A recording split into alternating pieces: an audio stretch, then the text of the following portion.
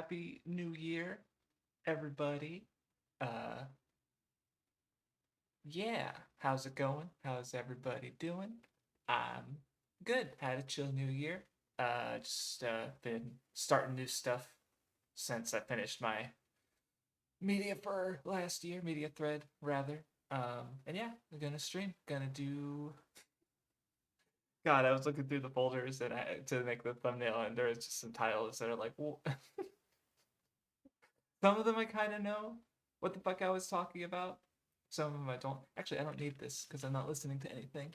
Um, I'm just so used to having it on while I'm at the computer. It's very normal for me, but shouldn't be any sound. Hopefully the sound is all right. Um, yeah. So yeah, let's do that one first because someone asked about it. What um good games, Power Rangers Lightspeed Rescue. What was that about? Oh, come on. Really? I fucking hate this shit.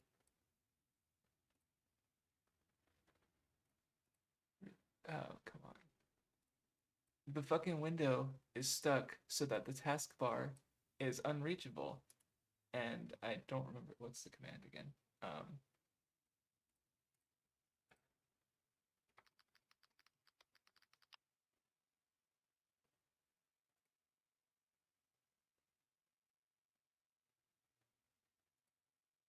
this is so dumb.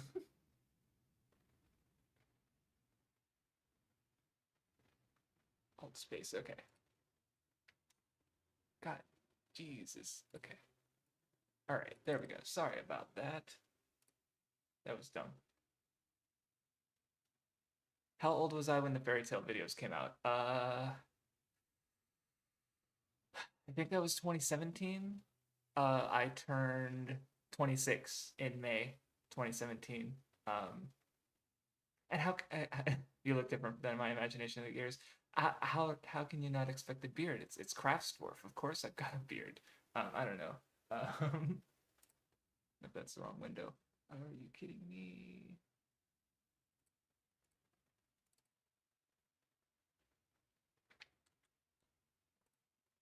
Uh, let's see. Um, what? What am I? What? Okay. Okay, so it's the actual video might depend on if the game is good or not. So yeah, okay, that makes sense. So I guess the video. Oh, I Hippo asked it. Okay, I think this video was inspired by some of like Hypocrite's content because he was the PCP member and he made some fun videos. I remember. So I guess the idea I was gonna like replay the game and I guess maybe be like just sort of hold on. If I hate it, question my childhood. Um,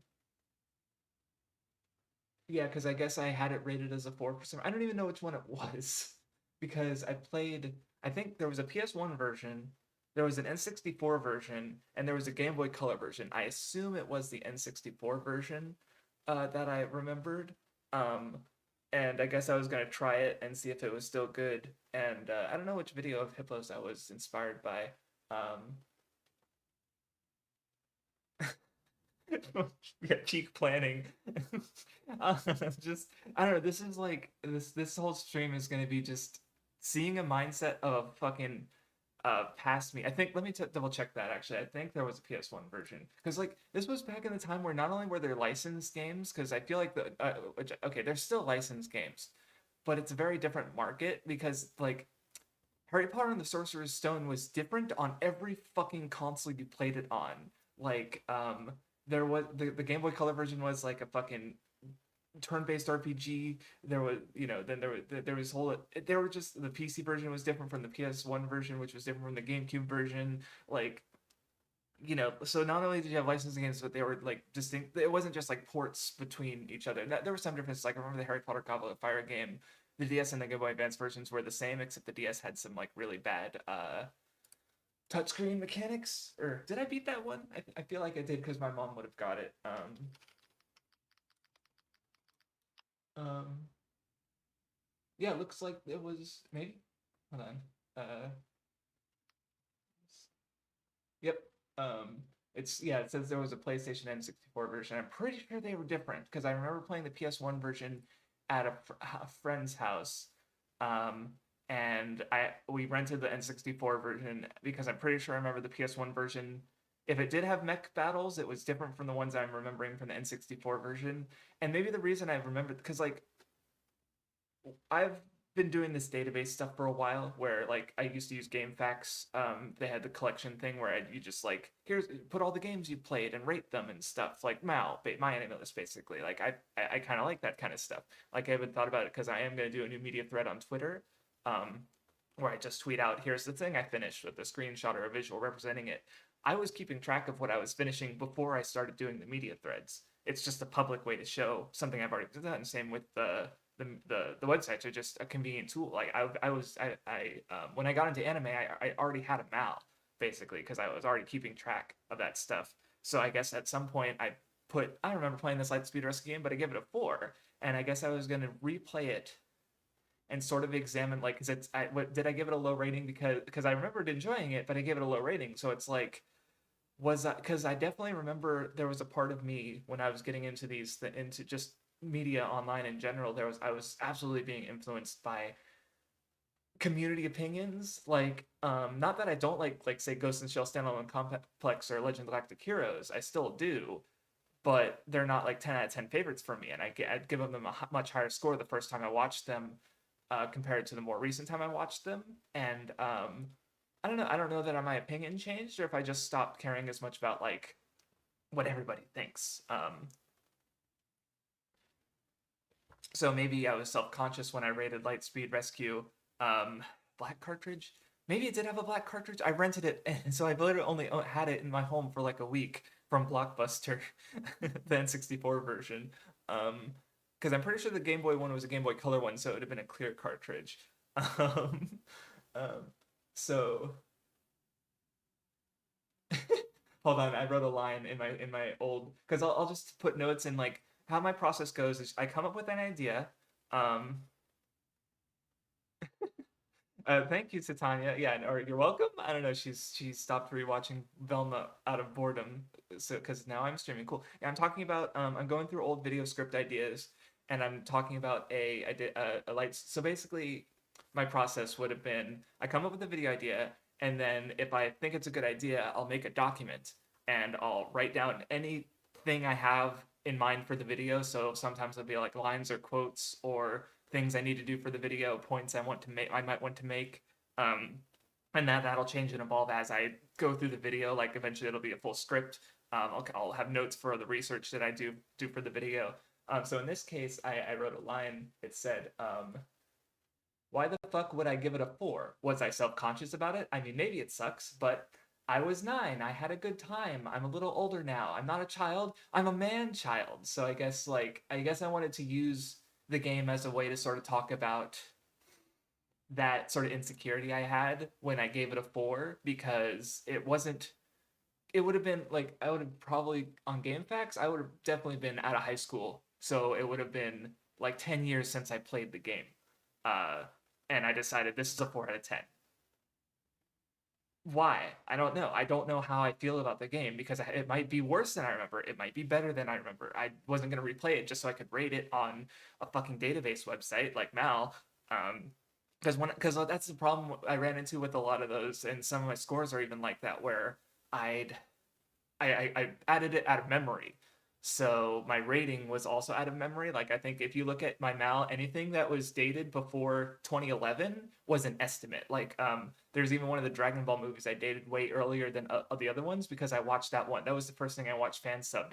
I was at a friend's house and he had a relative who brought a bootleg VHS over. So I literally watched the Janemba of Dragon Ball movie before like I finished Dragon Ball. And there's some other estimates and stuff. So a lot of times I'd remember something and I'd give it a rating based on the feeling. A lot of movies I have as like a 4 out of 10 or lower because again that idea of like I'm not really necessarily rating it on how I felt about the movie. I'm rating it on how I remember the movie.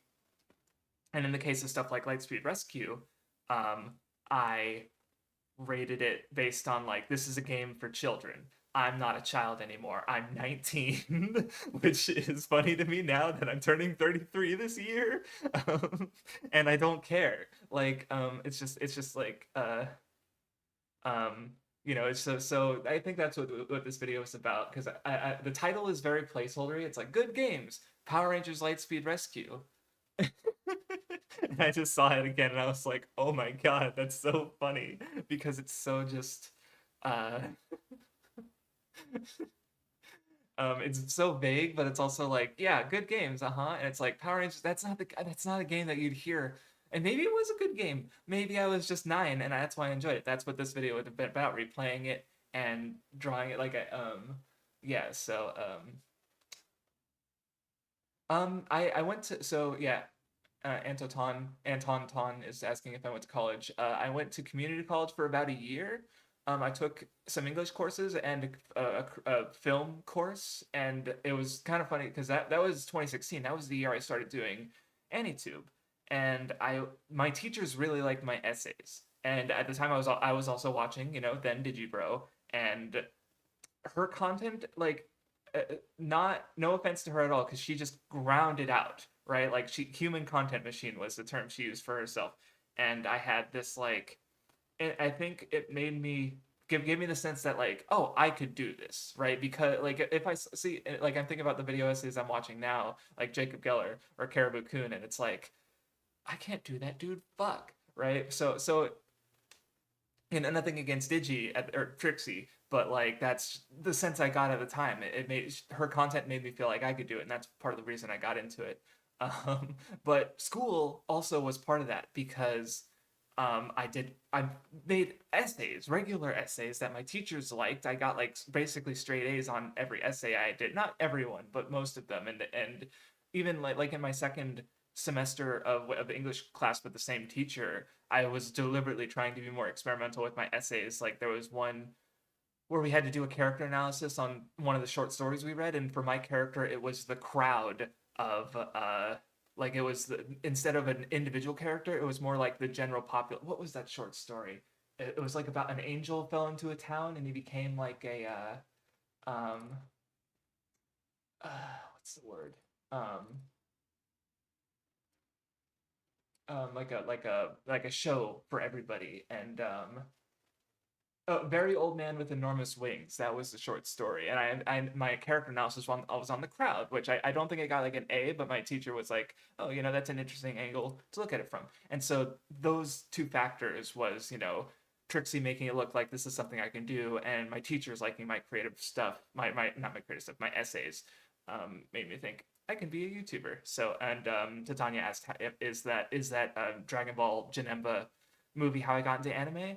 Um, as a kid, I was into anime in the sense of like I watched Pokemon and Yu-Gi-Oh, Dragon Ball.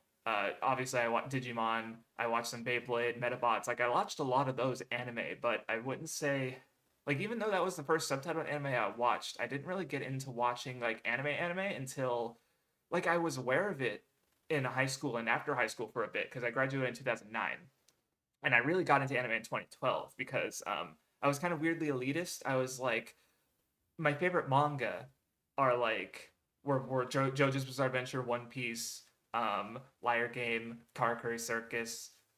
All these series that didn't have anime adaptations or they didn't have good anime or full anime adaptations because I was on the One Piece anime bad, uh, which was but this was remember this was back. Don't even think the war had been finished yet. Um, no, the war was going in the manga, and for some reason I didn't like the. I don't know. But I just decided that the whole medium of anime was like inferior to manga and therefore not worth my time. I'd even watched Gurren Lagann. Gurren Lagann was good, but it was such a sensation at the time in 2011 to the early 2010s that it felt like this is the best that anime has to offer, and I give it like a 7 out of 10. I've rewatched it since. I gave it like it's still really good. It's like an 8, but it's still not a personal favorite of mine, and that gave me the sense of like, well, this is like because yeah, it does have a manga, but I don't think I did I read it. I don't remember, but it just gave me the sense of like anime still isn't worth my time, and then later I got over that because I just um, started watching like because there were it was Nichijou, Tiger and Bunny, and Daily Lives of High School Boys. All three of those had anime adaptations, but they didn't have manga that fully adapted the story. In Tiger and Bunny's case, it was more of a mixed media thing. Um, so I ended up watching the anime for those, and I had enjoyed all of them, and I just had that realization of like, fuck, I was being stupid in high school. Anime is good actually, and I should watch more of it. And 2012 was like I watched Evangelion, I watched Madoka, I watched Legend of Heroes, I watched Ghost in the Shell, I watched. I had a recommendation chart, so I watched like Dot Hack and Infinite Revice and Kaiji and like a bunch of shows, and I just really really got into it in 2012. So that's how I got into that. But um, but yeah, I think.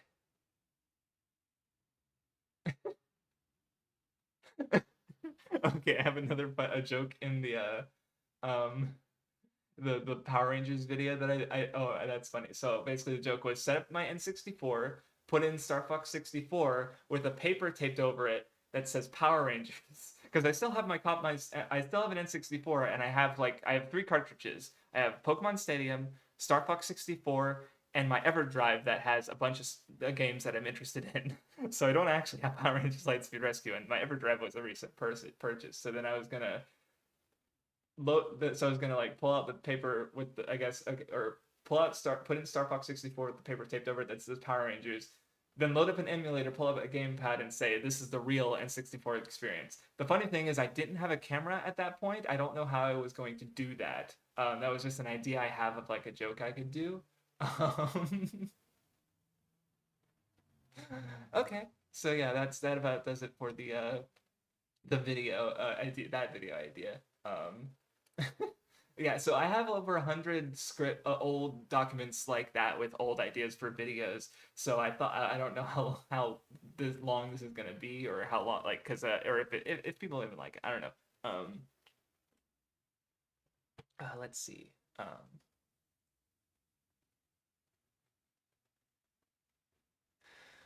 I've never really watched the Angry Video Game Nerd. I'm sure I've seen at least a couple of his videos, but I know of him.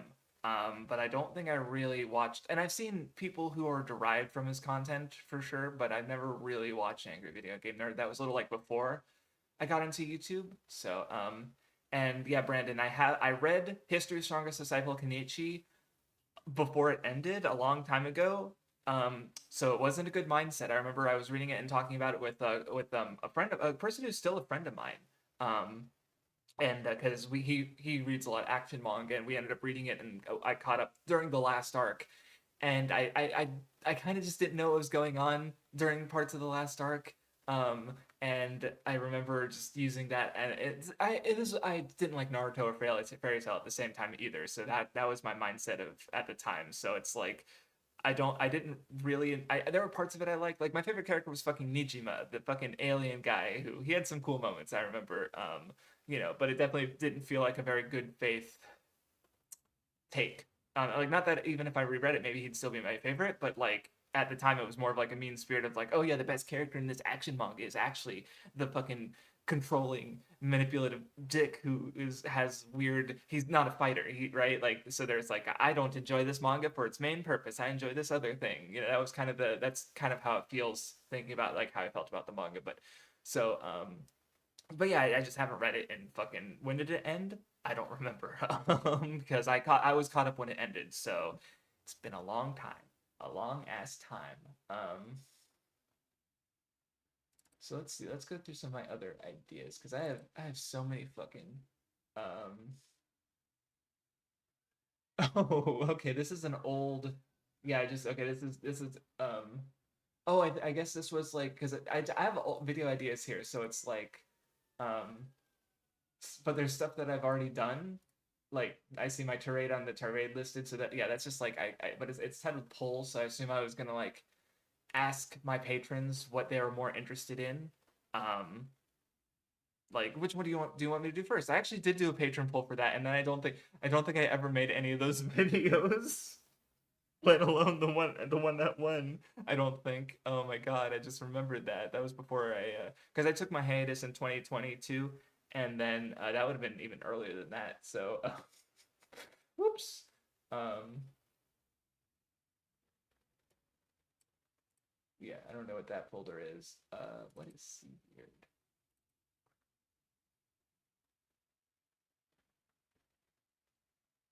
Oh, oh, oh, okay. So I was going to do I'm reading my quick channel update, which I guess would have been a video I put on my main channel because I was going to do what I was going to do is because this was after the podcast started when Best Guy Ever and Hippo did their thing, and I was gonna do another channel where I say my goal is to review basically the whole One Piece franchise, every arc, movie, filler arc, playable game, canon material, spin-off, other topics, etc. So it would have been a bit like that's kind of funny because that's kind of how I still or like the idea I like when it comes to consuming media is I like to do like complete like have especially with One Piece, my favorite thing ever. It makes sense that I'd want to have like a full understanding of it basically like so it's part of the reason I'm watching the Toei anime because I want my own opinion, right? Because I hear people say about, oh, the pacing in this part's bad or this part, these aspects aren't very good,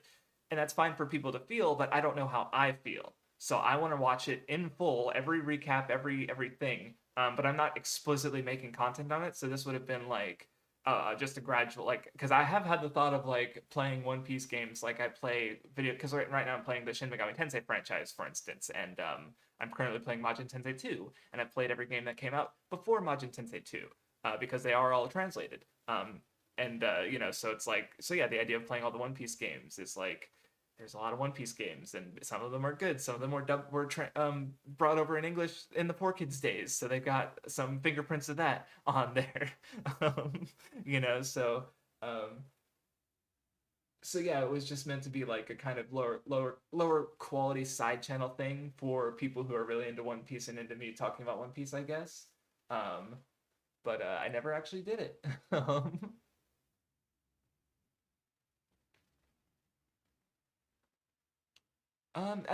yeah, that is that. So at least like, yeah, no, like, oh, that what did that predate the One Piece? Yes. Oh my God, that was 2016. That definitely predated the Nen show.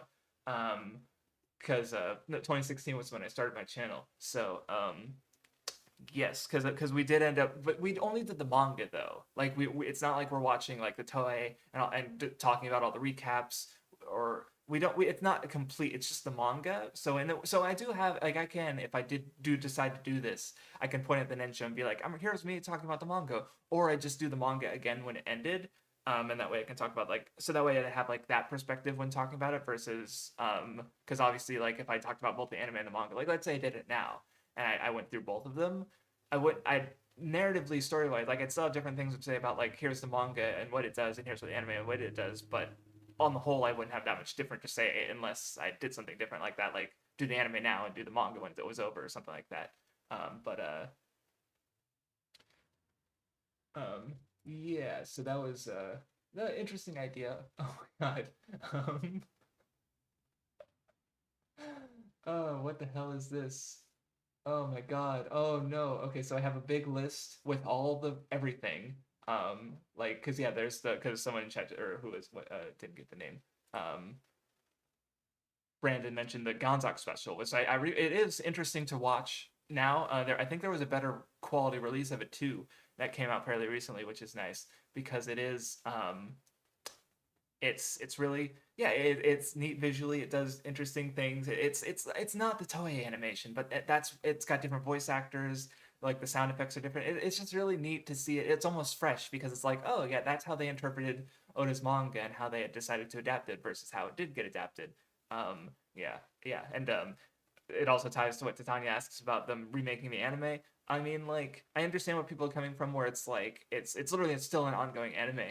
Um, do we really need it? You know, in order, you know, it's a safe bet for a producer to make because it's so popular, right? It's so popular right now in general, right? My personal feeling is that's big, like, what's it called? Like I don't obviously don't have any power over that. I'm gonna watch it and I'm gonna see how I feel, regardless of how it is. Um, or what I hear about it, you know, just like with the Netflix. I went into it with an open mind. I had some fun. You know, that's all I hope it is. Because But we did talk about it more in depth. If you look up on YouTube, Pissed Pirates, it's a podcast by Shabes, Caribou Coon, and Jack Is Boy, and they had me as a guest on the last episode, the latest episode, and I think it was called it was about the One Piece remake, basically, and we did talk quite a bit about the Wit piece and a bunch of other things. It was a really fun discussion. If you missed it, because I did tweet about it, but that was a few days ago. And yeah, check out that episode or the whole podcast. The episodes I've listened to they're pretty cool. So yeah, let me go back to this video listing. Oh no. Yeah, I have a bunch of other notes. Oh my god. This was so I have it's good videos. Did hockey ruin One Piece? So I had that I was thinking about that video idea in 2016. Even though yeah that the video is still up on my side channel unlisted, but it's not that good. It's not a good video. Not very good. There's some points to it that I think are okay, but overall it's like um what?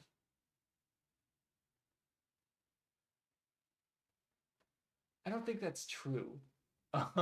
Sorry, I had a video idea called Only Men, which is a weird title, and then breakdown of how those in the government are more human than most pirates, sorrowful elder stars, and the three admirals of zealotry, chill, and derp.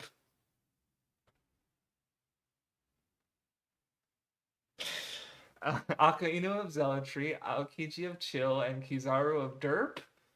That's how I describe Kizaru's character. I, I mean, he's goofy, but oh my god, I don't even agree with that necessarily, because like now we've seen the Heavenly Dragons, and even then I would have known the Heavenly Dragons were fucking horrible. Like they put themselves above humanity, right? Like I was thinking about I mentioned the elders because I was thinking of just the way that they're so sorrowful, that the one was kind of sorrowful when he ordered the Ahara massacre and the death of Clover, because he was like, oh, that it's like that's bad. That's not a good video idea. What was I cooking? uh,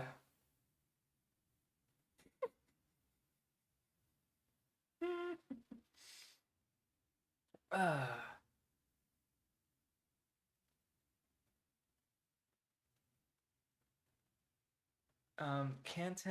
crafts content people might be missing. There's a Weeb Club, which I know you know about it, to Tanya, but in case anyone doesn't know about the Weeb Club, we try to stream every week on Thursday. Um, it's the is it linked anywhere? Maybe not. Because I just realized it might not just show up if you search Weeb Club, but it's yes, it's the channel icon is orange with blue swirly otaku glasses in it. Um, that's the one. You'll probably see my image in one of the thumbnails. And you won't see any. Yeah. So and then these streams. If you're not subbed to my side channel, Dwarf Start Den, I am going to start uploading another podcast there. The one I talked about already, because me and Hot Boy Spicy are going to be reading Bleach, and we might do some other stuff too after we finish Bleach. And we decided we're gonna upload it onto my side channel, so be sure to sub to that. And I think that's it. I think it's just my side channel, the Weeb Club, and then this channel, which I started streaming on. So yeah, and then I have one more good video idea here that says "Cocky Little Straw Hat," Luffy's character arc, which I'm pretty sure that ended up becoming, or it was meant to expand on in my early One Piece video, talk about how the power escalates. Because it's like I just like the way that Luffy, he goes into the world without pretensions, and he gets his ass beat and he learns from that, and that really evolves into my Luffy video, the Man of Action video, which really talks about that arc in more detail of how he changed because he ran into more difficulty and then had to learn some bad things, and then the Saboti happened, the war happened, and how he evolved beyond that. And then let's see. Yeah, I have one criticism of Toei's anime adaptation, which I guess would have been, which is funny because like I don't know if I would have. Oh yeah, no, yeah, my side channel still has all my old backlog builders of me talking about Detective Conan. We did some podcasts on Kingdom. I BoJack Horseman I watched, Amphibia I did some videos on. Yeah, bunch of some neat stuff in there that I watched. You know, and just some old rambles that are probably dated and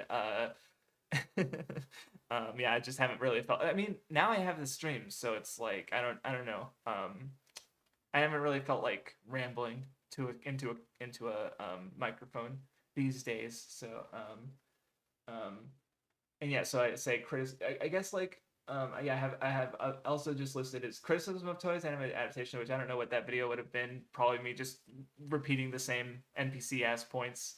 Um, Thoughts on the dubs? I guess I would have watched some or all of the Funimation and or 4Kids dubs, and because I have thought about like if I because I was thinking about because I was talking about it on the Piss Pirates the other day a couple weeks ago, and just like you know I said, oh, you know, my take on the new One Piece anime is like, oh boy, four cakes, because I have the manga, I have the anime, the toy anime, I'll have the Whit Piece anime, and then there's a Netflix live action where I could just more it's just more One Piece, right? But then I realized it's like, oh no, there's six cakes because there's cakes because there's also the Funimation dub and the 4Kids dub, which have you know different appeals. So um,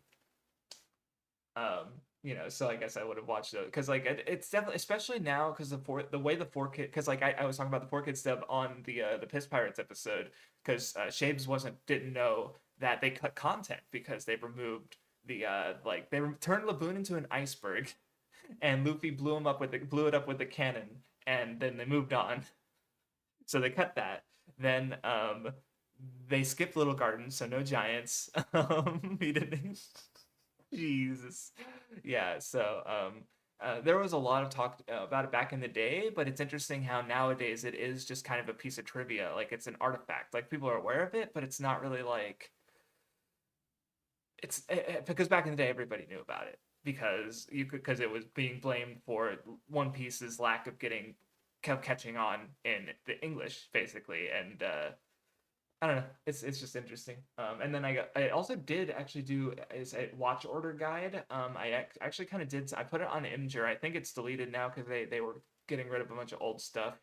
Um, sorry, I laughed at Trash Key. 4Kids Luffy is stronger than Manga Luffy. Actually beat Laboon. um, but that's funny. And then yeah, because I basically on Imgur I basically made a whole bunch of series of images being like, here's how you get into One Piece. Do I still have those? Because I'd have maybe I'll post them to Twitter or no, or I don't know what I'll do with them. But let me pictures.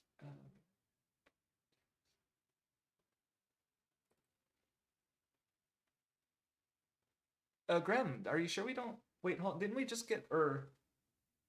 I have two of the Color Walk compendiums on my shelf right now. Hold on. And I thought there was a third one that they had released that I haven't gotten yet that goes from through the war. Um, oh yeah, no fucking yeah. Graham, maybe if you don't know about this, you should, because yeah, there's three Color Walk compendiums out with that go up to Wano. So that's I believe that's yeah that's one Color Walks 1 through 9. I only have 1 through 6, so yeah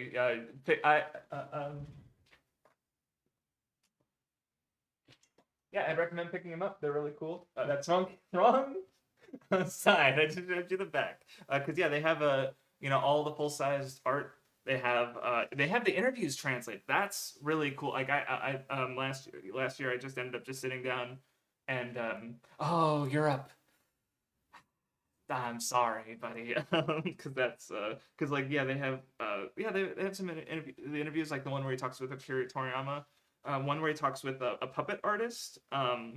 What's his name? Sujimura. He talks with the author of Tech on Concrete and what's the fucking Ping Pong. Yeah, that's a cool one. Yeah, he's just it's really they're really cool. If you can't get them in Europe, I'm really sorry, but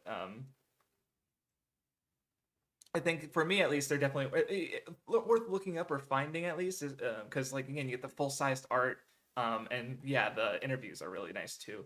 Um, so yeah, I forget what I was talking about. Um, oh yeah, I did watch Vertigo. I'll find it another time. But yeah, because basically it was like suggesting like here's what stuff isn't canon, and here's what stuff. Well, because the idea was also to talk about like worthwhile non-canon stuff. But I made it without having seen the anime in years, and it didn't catch on Imgur anyway. It was one of the few things I posted publicly. Um, okay, yeah, and then yeah, the rest of it, the document is just like a big list of all the video games and films and OVAs and basically everything that I would do videos on for this side channel that never was. Um, oh yeah, and then I had a video idea of that idea of getting into One Piece, like talking about different ways to get into it. Like you could just read the manga, or you could watch the anime. And talking about the different dubs and like basically talk a full like how to get into guide um, with which I don't know if that's still useful maybe to some people. I never. Yeah, that's another reason I kind of wanted to do this is because kind of part of it is to go over old video ideas and laugh at them maybe and see like there's some funny jokes in Lightspeed Rescue one that I'm laughing with it, but then there's also I guess I wasn't really laughing at that concept per se but it was definitely funny to like look through my notes and see that one again. But yeah, this one I'm like because I feel like there's so many, especially on my channel, there's so many people already into One Piece. It's probably not helpful, but maybe having something that I don't know how many videos exist that are popular because I know obviously Super Perpetual Wolf has his video, but I don't remember it really explaining um like what to start with or how, and I also don't remember, and it also spoils things, and there's some points in it he doesn't agree with anymore. Because that was more of like a why you should watch One Piece, but like especially now there's because I feel like there's so many people who are into it, but then there are likely to be people who haven't taken that step yet. And But maybe there's less than like because I remember I was talking with Shapes about it and Jack and how because I divided One Piece into different booms so to speak, and I noted that the three of us represented all three of them because I was the first boom basically of like I got into it maybe not first but like Western specifically I want to specify because I just realized it's like obviously it was in Japan first but like because I got into it after the 4 Kids dub and I watched it for a little bit and then I got into it online. Jack got into it during Dressrosa, but after the war, basically, because that's when I noticed like it had an explosion of interest. Was the when the war was happening because it was all these big incidents and the fucking character deaths, and it was major, and people got interested in One Piece. And then Shapes got into it after COVID because when COVID happened, a lot of people kind of like, well, I have time now, so I'll finally watch One Piece or get into One Piece. Like Jack noted that it was easier for him to get people into One Piece at that point. Um, and then that's kind of been a continual boom because following that you have Oda announcing Wano ending, Oda announcing the last saga. You have the anime getting to the end of Wano. You have Netflix. You have the Wit Piece. You just have this big, constant explosion of interest in One Piece. I feel like so. I don't know how valuable a video about like here's how you get into One Piece. Um, but I don't know. It's just a thought. Yeah. Oh my God, there's so much chat. Thank you for the donation, Radman. I don't know if I thanked Grem earlier. I just responded to his yeah, much appreciated. Oh, I'll link the my side channel because if you want to hear our mine and what's I almost said what's his name. I know his name. Hot Boy Spicy's reread and discussion of Bleach. Definitely sub to this channel that I just posted in there. That's my side channel. Do look out for that. No, Ron Quixote, I have not done a top 100 fiction list. Big reason I wouldn't do that right now is because I'm still rewatching a lot of old favorites. Like this year, I'm gonna finish my anime rewatch. So maybe eventually, maybe one day. I don't see myself doing a video on Psyche K because I mean maybe I'll give it another shot, but I tried watching it or reading it a while back and I wasn't super into it, so I dropped it pretty early.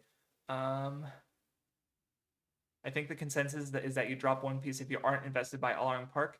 I think that's pretty fair. I mean even Baratier I think has some really good stuff, and honestly even Chapter 1 is really good. So if you like I don't know, because people say, "Oh, One Piece gets better later." Like it kind of gets good. It's good from the start. right? Like, and I know like that's been the take of people who I've known who've gotten into One Piece after the fact. Like, I think one of the there I think Murphy Napier was one of them. I don't know if it was her or the other one. I think or maybe I'm mixing up names, but I just remember there were two book YouTubers who got into One Piece at around the same time, and one of them said like, "What do you mean One Piece is good from the start, right?" So yeah. What was I talking about? Oh yeah, so yeah, I guess that would be something to talk about is like what because I think the drop because I feel like the two big drop points that this might be completely dated information, but I feel like the Usopp arc, the Syrup Village arc, because at that point you really start to see the formula, right? Because it's like with Orange Town and Syrup Village, it's like there's a character who joins, there's people they need to help, there's cartoony, goofy pirates, right? So if you're already not feeling it at that Orange Town, then Syrup Village is just going to give you more of the same thing, so you're gonna be feeling like, oh no, right? So and then the other one is Skypiea because I don't know what it is about Skypiea because I know I like it now, but I've probably like gone back when I was first getting into One Piece. It took me a long time to actually finish Skypiea. Like I just kept dropping it. I watched through it and dropped it. I read through it and dropped it. I didn't finish it until the fucking Funimation dub. Because the uncut one was airing on Australia, and that's what I was watching. This was like during or after high school. Like, oh, why? I don't know. So that. So I feel like those are the 2 points where I feel like most people are more likely to drop the series, because I feel like after that point, if you're already not super like it's Alabasta like and Arlong Park, Alabasta, and Water 7 / Enies Lobby. Those are the real points where it's like that's where the emotion like not that Baratier or even earlier stuff isn't good because I think the whole thing is good, but it's like if you aren't feeling if those arcs make you feel nothing, then you're what are you here for? What are you getting out of One Piece, right? Like that's probably why people say Arlong Park, because if you get to the fucking like help me scene and you're not already hooked, I don't really like yeah, I can see why someone would think that, but again, I'd also say like, well, if you're not enjoying it earlier, then you're probably less likely to get hooked then too. Oh yeah, Titania, I remember you commenting on the Amphibia review, the one of them. So it's like, wait, you know about that channel? um, and yeah, that's a good point, Chib Maniac, because actually Shapes was talking about that in one of the episodes of Pissed Pirates because he got it. That was after he got into One Piece, and one of the things he was like, yeah, one of the things no one fucking told me about One Piece is how funny it is because, it's true. My videos are all very serious, even when I'm talking about jokes. Like I'm pretty sure in the Dopamine video, I talk about the joke at the start where, with Dopamine like, hey Luffy, I got a devil fruit you want, and Luffy's like, you got meat that I want, and because I was talking about how meaningful it is and how it feeds into the ideas of the arc and Luffy not being able to be controlled by Doflamingo while Law is warning Luffy against it, but it's told through a joke, right? But it's like I don't really get the humor across in my videos, very much. I agree. I don't know. Maybe I will one day do a how to get into One Piece video. Because because that's still I had that idea at least at the time. But I don't. Hmm. Because I feel like I don't know how many videos of those exist that are also like good. Because like the one I remember is the what he did like the guide to Love Live, I think. But that video also had like good good editing and it was funny. Um, and humor, see, I do have a video upcoming that I want to try to be more humorous, and I have some like my Redman video. Not to be confused with Radman. um, sorry. I don't know, I thought that was so funny, but that was only a 3-minute video. So and I feel like my humor is either like my tirade on Fairy Tail where it's very mean spirited, or it's like absurd, and I don't really know how, like at least not from top, how like because like that's what the Redman video was just like here's the joke of Redman is that he kills kaiju, and so I'm spinning a narrative of about that basically, and because obviously if you just take it at face value, it's like he's the good guy fighting bad guys, but then it's like no, why is it so weirdly sadistic? Why is he presented as being so scary? Why is the music like this? Like it's just why is it like this? So I don't know how that humor would translate into a, like how to get into One Piece guide, because yeah, and see the trade videos and the tirade on tirade video raid videos are able to be funny because I'm being mean, right? Because in the tirade I'm being mean to Fairy Tail, and the tirade on the tirade I'm being mean to my past self who was being fucking stupid. Like I do love the joke in the Rave Master video where I'm like, oh, Rave Master's so good, and then Anthony Fantano comes in and it's like, just kidding, it's trash. Like, because and he reviews music, and Rave is music themed. Like it's I thought, like, as I remember seeing that on Twitter, and he gave a green screen for it, and I was like, I can use this. I can use this. um, but you know, but yeah, I don't know. Maybe that's an idea. I'm gonna write that down. Is like maybe come back to this because that's part of why I wanted to go through these videos again, just to see if like and bounce them off an audience and see like maybe because like yeah, because like Titania said, what did she say? Hold on. uh, Oh yeah, see, yeah, she's like how do I get people into One Piece? It's so hard. And then yeah, personal anecdote of trying to boyfriend watched up to Arlong, didn't like it, watched live action, he did like okay, sure, sometimes because yeah, the live action from what I've seen, it's a pretty good like because it's so short, right? It's only 8 double length episodes, right? So it's like like in if you're watching the anime, you wouldn't finish Baradier by that time, but then you do get the fucking like help me moment, and it is it's more accessible to especially to people who don't watch as much anime, right? Because it does tone down certain elements just by nature of it being live action, even though there's so much it does just on point, and it like part of my fun with the Netflix was because it's just seeing it in live action. There's just such a novelty to that, I guess. It was fun, and I have heard of a lot of people getting interested in One Piece because of it, which is great. That's the best we could really hope for, So I don't know. Maybe I'll do something like that. I'll note it down. There's the that's just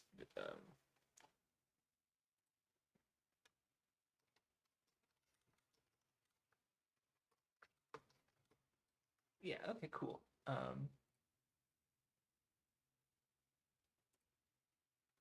Okay.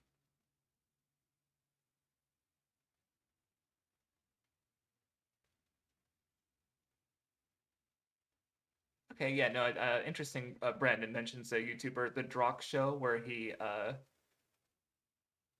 also going through it with his mom. That's because like, that's a perspective you can't easily get on YouTube, right? Because that's yeah, like that sounds really cool.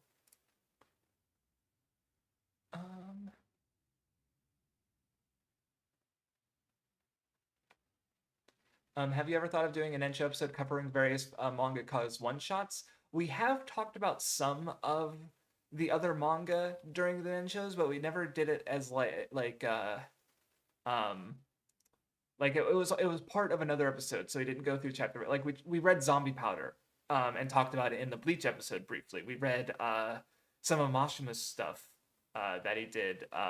What was it? Monster Soul? Why the fuck did I have Matthews read Monster Soul? What the fuck was I on? Was that the one? I think there was like a Frankenstein in it. Hiramashima. I don't. Why?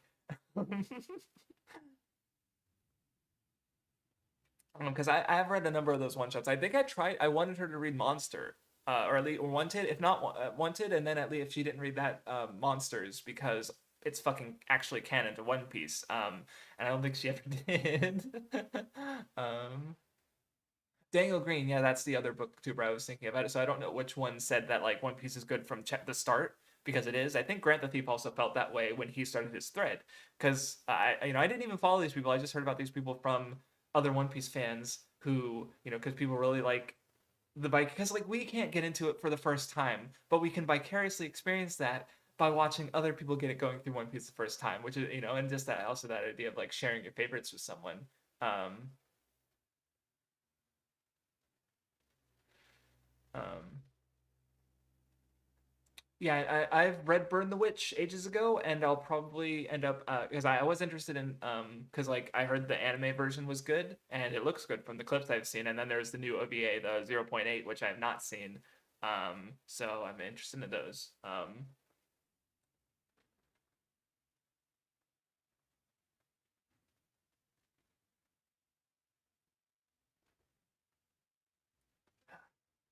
Um, yeah. Anyway, I'm gonna find another thing that I had that I wanted to do. Um, so yeah, okay, yeah, that's just a list of. So I played Dot Hack GU a little while ago because it's one of my friend's like favorite games, and it was not one of my favorite games. In fact, it was interesting because it felt like the first, just like there was aspects of the first disc. I say disc because I actually played the remake version, but it was still divided into volumes. Um, it's like that one reminded me of Berserk. The second one reminded me of fucking Evangelion, and the last one had some fucking hype as shit Gurren Lagann shit.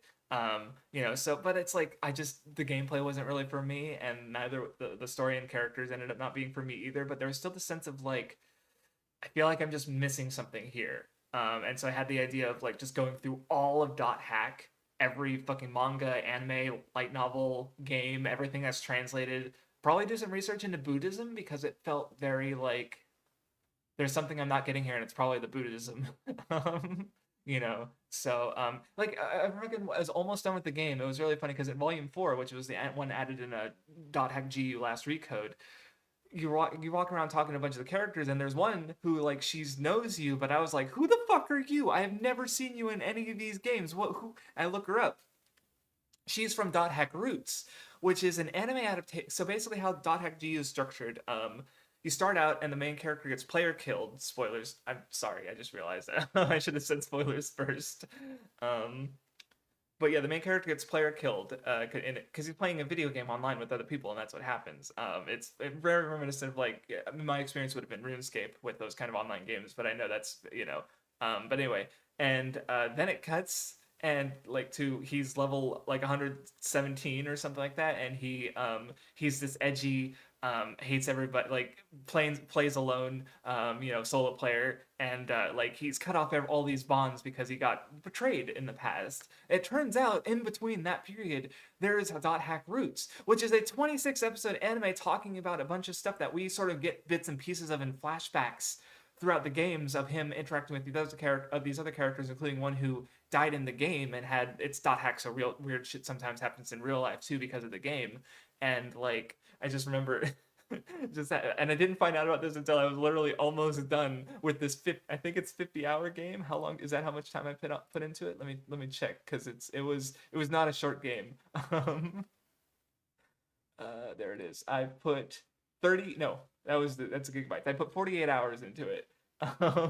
And only towards like the last 5-10 hours is when I found out there's a whole prequel anime. So yeah, so it's like I didn't enjoy this thing, but there was the idea of like maybe I'll enjoy it more if I play it as part of the whole franchise, that kind of thing. Don't know if that's true. um, oh no. Okay. So this is one document that is a bunch of different video ideas. It's just called Rethink. So I guess this is stuff that um did I end up liking Dot Hack? I only played that one game, the last recode, and no, years ago I watched the Toonami one, Dot Hack. Well, I don't remember. I don't remember which one it was called. But it was the one that aired on Toonami. That was my first exposure to Dot Hack. Was seeing part of one of the earlier episodes on Toonami, and I did watch that anime in 2012 when I got into it. Wasn't super into it.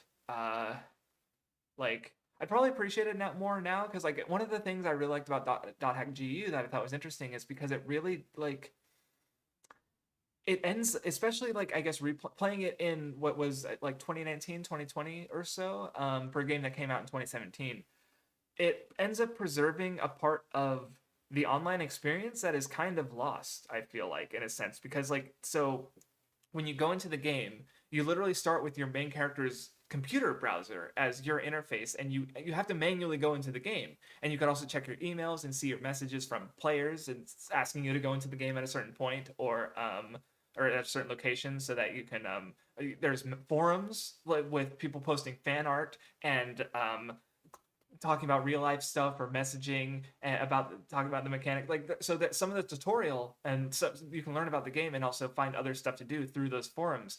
And it was just interesting because I feel like not that like forums are kind of dead nowadays. Like I grew up on fucking Cerebi forums and GameFAQs, and now I feel like they still exist, but I feel like those aren't the mediums because people use to talk about games nowadays.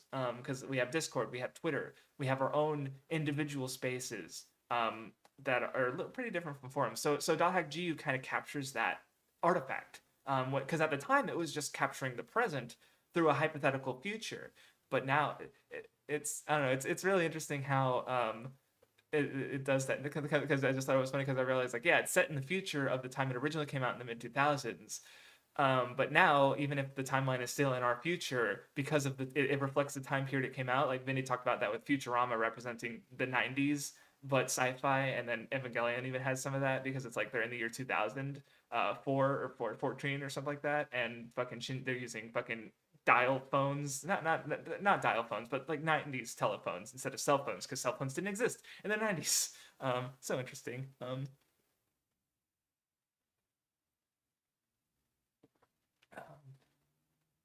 I have not read Homestuck in so long.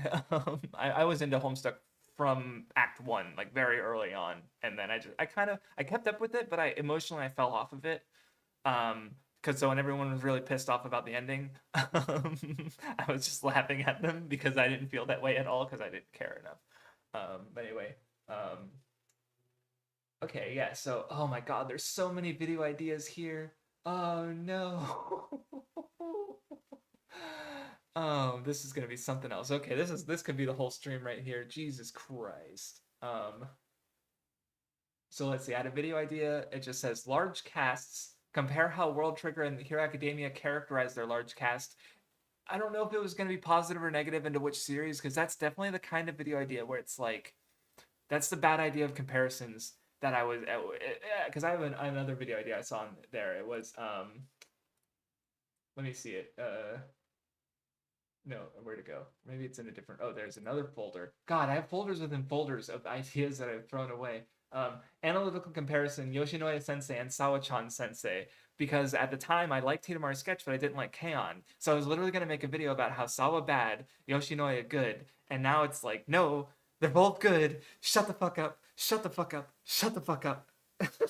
A lot of these videos should stay fucking buried. Oh no, I finished the original Homestuck. Like I say original because I don't know what there was.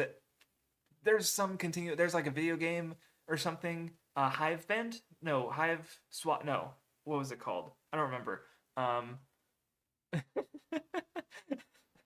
The World Trigger community is dying. Post if you're a real trigger. I don't know. But sorry. Yeah, no, I haven't read World Trigger in a long time. I'm sure it's more interesting than I thought it was. I don't know. Did I dislike it? I don't know. I never. It's been so long. I don't even remember. Um,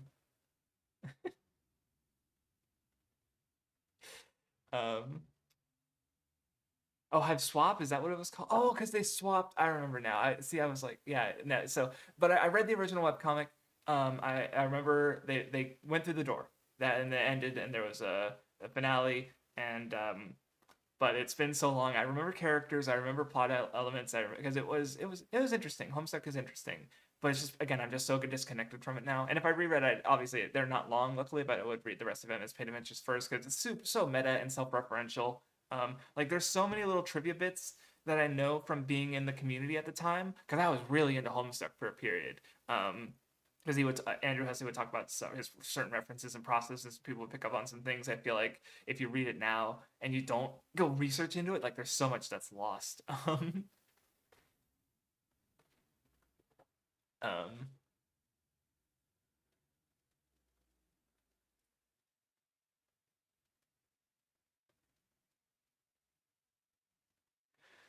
yeah, let me go through more of these these fucking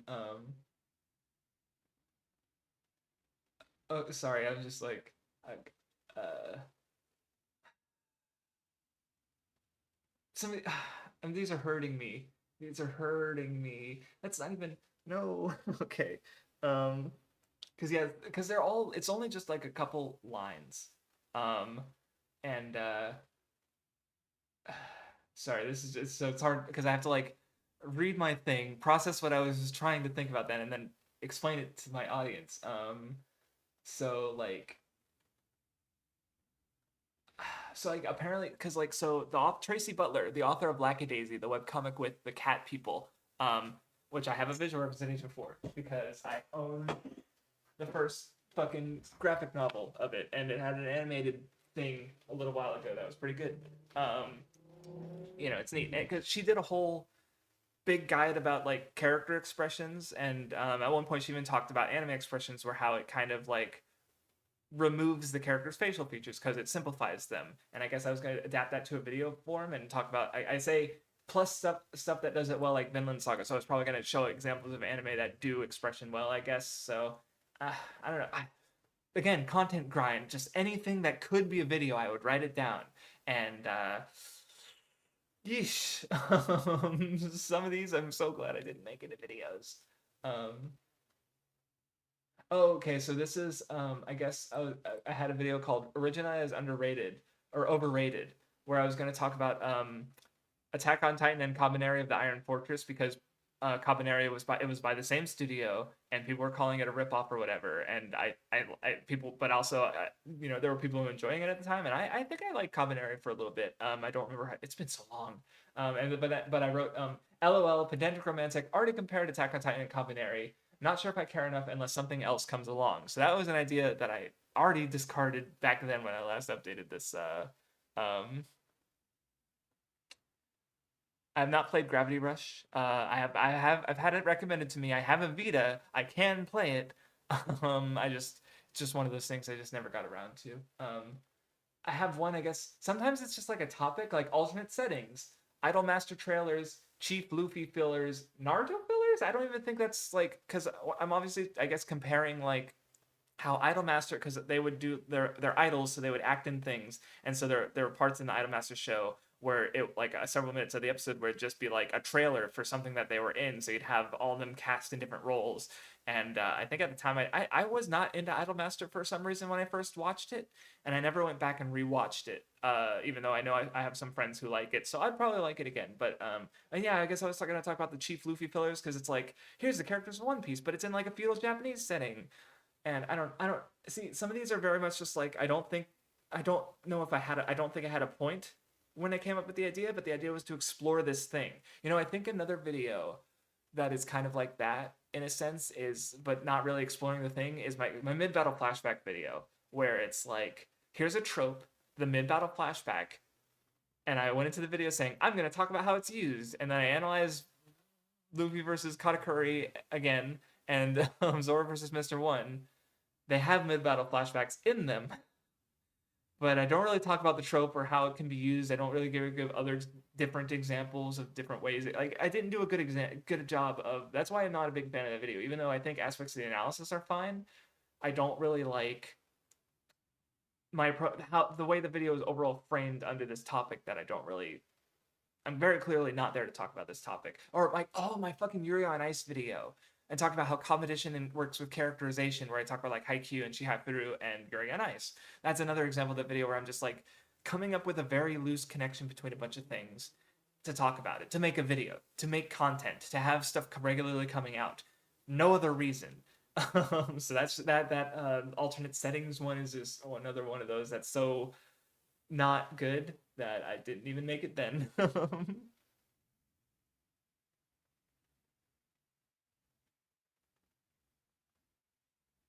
um, yeah, I'm not familiar with Tom Scott, Joel Haver, or Little Joel. I'm not familiar with those. I think I saw that I think Tom is the YouTuber I saw who's like they've been doing YouTube for 10 years and they're taking a break, or so that's cool. Get some rest. But no, I have not watched those YouTubers. And yeah, as far as anime remakes go, I mean, I don't know, because I will just read the manga. Like, I don't really feel the need to like. I mean, I'd be curious about a remake less because of like, oh, this series needs to be remade, but it's more about like, what are the thoughts behind it being made? Because not it's not a remake, but Otana Precure. And to another extent, Aikatsu 10th story, the fucking Starway to the Future, they're because they're like taking these like Precure's still ongoing, and Aikatsu was fairly recent too. But in both of these cases, you have older shows, Aikatsu being 2012 and Precure being a little bit, yes, Precure 5 specifically being a little earlier than that. And they're setting them like 10, years in the future, in more of a present day, and like the characters are adults now. So it's like, and exploring that, and responding to the show with from a different perspective. Like that was interesting to me, and I enjoyed both of them to different degrees. So it's like, with that in mind, so like, and so what was the stat like? Was it a nostalgia cycle thing, or do you actually have staff who are really invested in these things and really wanted to revisit this and have a message they wanted to share, right? Like that's what I'd be more interested in with a remake. Like, with the staff that's coming back to this thing, what are they interested about revisiting it with? Like, I guess that's what people are potentially interested about with the Wit piece, the One Piece readaptation, because it's like, we can see from the, Toei is that, or even other manga authors, like there's the Kominaoshi Vivi's Adventure, or the what's it called, Boichi's takes on One Piece, or you have all these other, or Shokugeki no Sanji, you have other manga authors adapting or using One Piece in a way, and you have anime staff that's delivering some fucking really impressive shit. So I think people are excited for the Wit piece for that reason, because like, imagine Nami's help me moment getting like a fucking 10-15 treatment, right? Like that's really interesting and exciting to people. I think it's maybe a little bit hopeful because God knows we don't know anything about it. So like cautious excitement. Please just be cautious, right? So I understand at least the idea for remakes, but I would be interested in like why, like, yeah, what could a staff that is really invested in it do, But then, that just because Shaman King got a remake, and that it was one of those expedited ones that kind of cut content, and so people weren't a fan of it. I haven't watched it, so I don't know, because maybe it was still like, was it functional as its own thing, or was it made more for manga fans to see the cool stuff animated? Did it even animated cool stuff? I don't know. Like there's so many different factors. Um,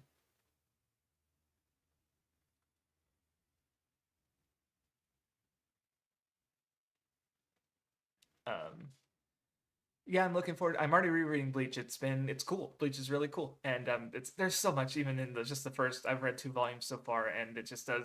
There's like little things that are neat, and then there's also meaningful stuff and just ways it's setting up ideas that I can see getting delivered on later. Also, the Ibiki Gaki Daisho would be interesting to see, another adaptation, because it is so important, and I don't know. I wonder.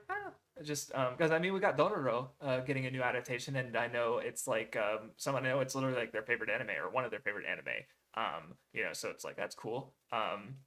And then again, is it? I remember we talked about this on the Weeb Club, because it's like, is it really like, because what's the difference between a remake and a readaptation, right? Because it's like the 99 Hunter x Hunter and the 2011 Hunter x Hunter are both um they're both adapting the same material, right? So it's not like the 2011 is a remake, but there's also stuff that, like, I don't know, it's like, because I remember the way because both those two shows adapt the because they in the manga they take a break in a tower, because they, as a penalty, they're supposed to spend like 24 hours in a room.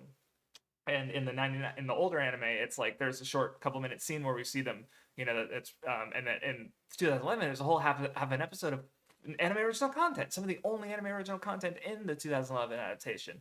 So it's like, I don't know, it's just, yeah, I guess in that case it's not a remake, but it would be a remake if it were, because I think, yeah, no, even like, Aim for the Ace has, I think it was Shin Aim for the Ace, which was a readaptation of the same material by the same people. So in that case, it's kind of like, because the Zaki worked on both. So in that case, it is kind of a remake, I guess. But then, and then there's also Ashinojo 2, which adapts a bit part of the arc that Ashinojo 1 adapts. So I guess those are remakes, but they're partial. I don't know. It's just getting weirdly hung up on terminology for some reason.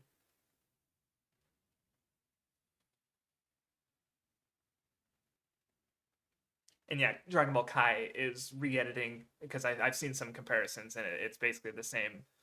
drawings in some cases. Like it's not being like because that's I guess I imagine the Wit piece wouldn't be because see I kind of figured that when One Piece ends, Toei is just they're either gonna rerun it or they're gonna do a One Piece Kai and they're just gonna do another adaptation of it like they did with Dragon Ball Kai because like Dragon Ball is so popular that it's basically been on TV. Like this is the biggest. I haven't checked the dates, but this might be the biggest period of in gap of like Dragon Ball releases, basically. In that there isn't anything on TV right now because there was Dragon Ball, Dragon Ball Z, Dragon Ball GT, Dragon Ball Kai, Dragon Ball Super, and there were some gaps in there. I'm pretty sure, but once Dragon Ball Super ended, there's like I forget the name of the other one, but it's like it's been years since Super ended, and we're still waiting on another Dragon Ball TV thing. This has been the longest gap for Dragon Ball TV content, even though Dragon Ball is still popular.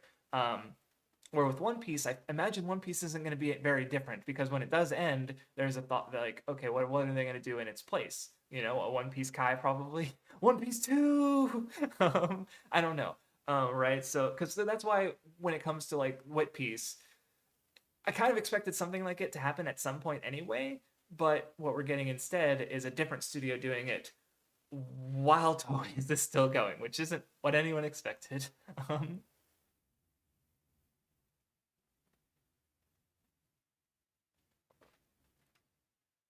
Let me go through more. I'm only on four out of there's like 5 pages of these ideas, and I'm only on the fourth idea.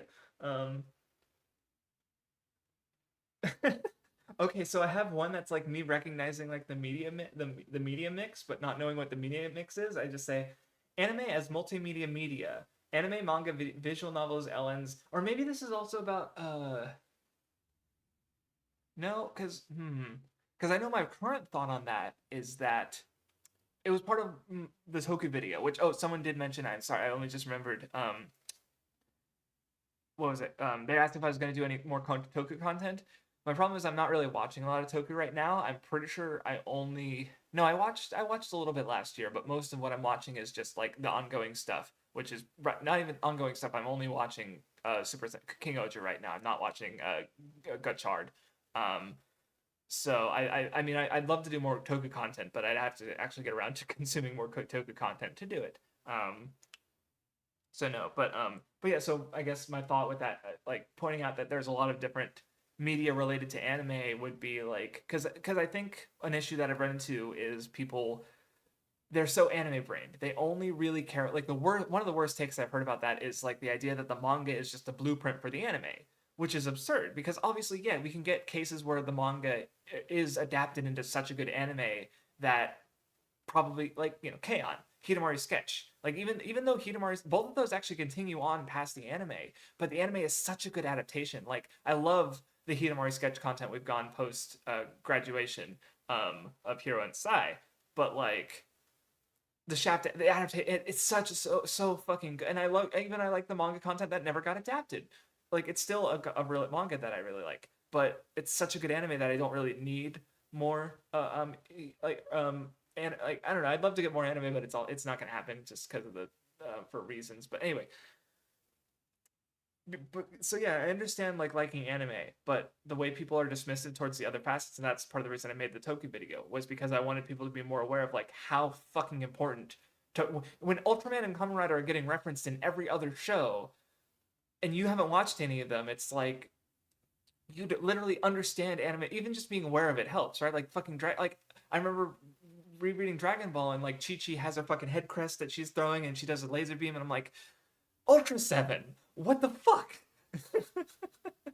I watched Dragon Ball growing up. I was aware of that, but I didn't know it was a reference. That because Toriyama loves Toku, he references it all the time in fucking Doctor Slump, right? And it's like, and yeah, just people, oh, I wish I just want this anime to get adapted, or I wanted to, like the idea of remaking an anime is in part because, right? Like let's say, like because with Full Metal Alchemist, we got the original anime and then we got Brotherhood, and people want the Brotherhood treatment for shows that didn't get full adaptations, that don't maybe don't are because I think with that one case, it's like the original is like as from what I hear, it's generally very well directed and it looks really cool. Where Brotherhood is still good, but it's I've heard negative comparisons towards Brotherhood where certain aspects aren't adapted as well. I don't know. I've never watched any of them, and that doesn't discount Brotherhood being good as a series, right? Or right, but people want those full adaptations, right? Because they want to have gone through the best version, but they also don't want to read manga. They want a complete substitute for the manga because they don't want to read the manga. Um, right? Like maybe that's the mindset because if they watch an anime and really like it, and then it's like, oh, this is only like 80% of the manga, and then like Chiharu is another good example because it has 3 seasons and it only adapts a little bit more than half. So it's like it's one of my favorite anime, but it's not the manga, and the manga is also one of my favorite manga. So if you like something, and then it's like right, like there's a lack of completeness there, and if you primarily like anime, which some people do, and that's fine, but it's still really important to know about all these other things. So sometimes we do get an anime like Steins Gate. It's a really good adaptation of a visual novel. Visual novels are really fucking hard to adapt because of the roots. Like how do you properly get all this information across in one continuous story? It's really hard, and I know I've heard of some other novel adaptations that are pretty well liked, but so it's like, I don't know, for me, who I do play visual novels, I do watch Toku, like I'll just watch all of it, right? But for a lot of people they won't, so I guess people are and I don't know, I forget what I was talking about.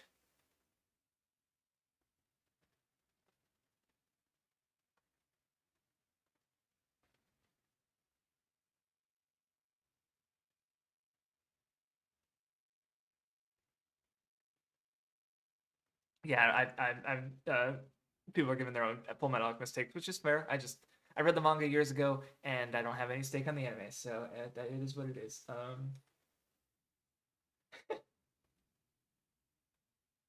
What?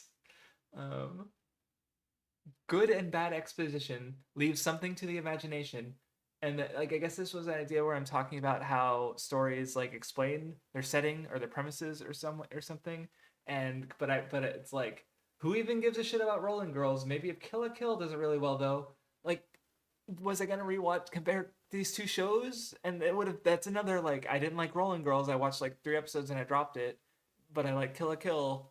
I guess did I even like it that much? I think I gave it like a 7 when I first finished it watching it weekly, and then I gave it like a 9 when I rewatched it. So, oh, what is this? Why tone shifting? Oh yeah, this was okay. Yeah, that's a video that I said Digi did this. So someone already did a video on that. Good. I don't need to. Um, oh, that's trivia video, I guess, which maybe it would be interesting to some people. It's even spelled wrong. Did I do that on purpose or was I stupid? Because it says "your childhood was anime." Well, it says your childhood was anime, but it's like the "you are" with the apostrophe in it. So it's like, was that on purpose or am I stupid? But it's more like my childhood's anime. Wait. Hold on. Sorry, I just uh saw something in there and I was like, wait, was there? Because oh. Okay, I forgot about that apparently because I knew about it at the time. Okay, so let me explain the video because basically the video is gonna just there's no point to it. That's in the note that it's like I need an actual point to this, but it was because I was pointing out that there's anime for Magic Treehouse, which was a book series I read some of as a kid, Del Toro Quest, which was a book series I read as a kid, Powerpuff Girls Z, which I think a lot of people know about, relatively speaking, but like an anime adaptation of a Western cartoon. Stitch, which was like Lilo and Stitch, because there's also an anime that like a redo of Lilo and Stitch because that was really popular. And then there's also a fucking Halo anime, which I had to look up. Halo Legends, I forgot about.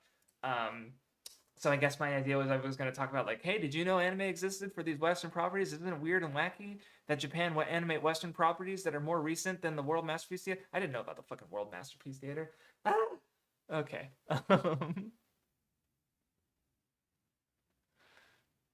Yeah, I'm not watching Kamen Rider Gotchards, so yeah, it's a film, Magic Treehouse.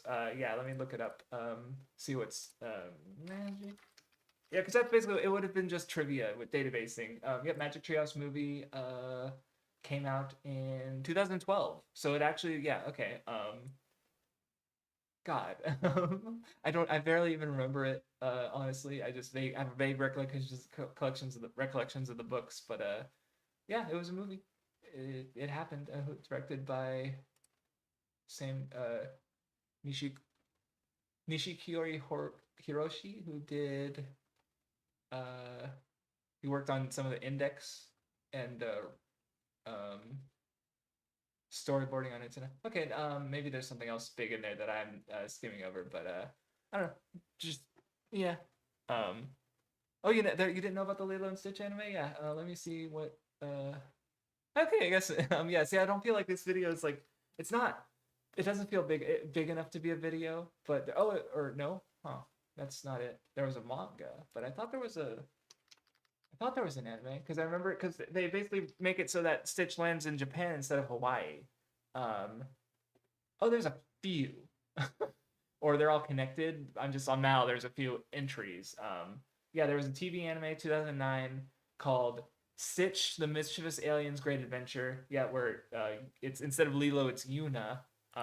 And then yeah, there's a few. There's a oh no, it's 2008. Sorry. And yeah, there's like 70 episodes of this shit. Not I don't mean shit in a derogatory way. I mean it just like a Jesus Christ. There's quite a bit of Stitch. And yeah, it's funny, Hollow Man, you say, oh, makes sense, Japan loves Hawaii. They didn't set the anime in Hawaii. That's the thing, apparently. They set in Japan. Maybe they moved to Hawaii at some point, but it's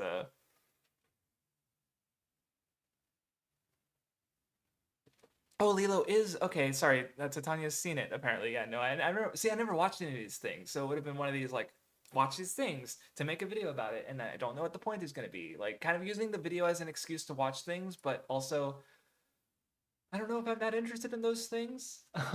So at least definitely not now, and obviously I wasn't back then because I didn't watch them. Um, another one of just yeah early CG anime, just talking about Garakuta Dori no Stain, Gregory Horror Show. I've heard of that one, and Jiku Bokenki Zentrix. I don't know any of those shows. That's just of me like finding out a thing and like I can make a video about obscure anime. I guess I did. I will say like one thing I wish I maybe I don't know. It's really hard to do of just trying to shed like because Shaves is I just watched his the Madhouse anime at War with Itself where he talks about an old series that was done by Madhouse that had differing staff work on different episodes, and there's a weird. It's a pretty good video. You should watch it, but just like it's really hard to do and market a video based on something no one's fucking heard about or is talking about. And at least I had the idea of doing it because I also had my Uncovering series that I did a while back where I did the two short videos on Summer Days with Ku and Joshiraku, the comedy Rakugo anime, because these are well, those were not older series, but they're relatively obscure because I hadn't seen anyone talk about Joshiraku. You know, Summer Days with Ku is literally one of my favorite movies, and I almost never heard anyone talk about it when I got into YouTube. You know, so I was like, here, I'm gonna do these videos to shed some light on this anime that not as many people are talking. Because like the Joshiraku one, I even titled it the cutest Rakugo anime because it was I did that video while Shogun Roku Rakugo Shinju was out or airing or had just aired or something like that. So yeah, that was so at least it's neat to see my that I at least had that idea. But 1 second. Yeah. Um, Never heard of CCC City.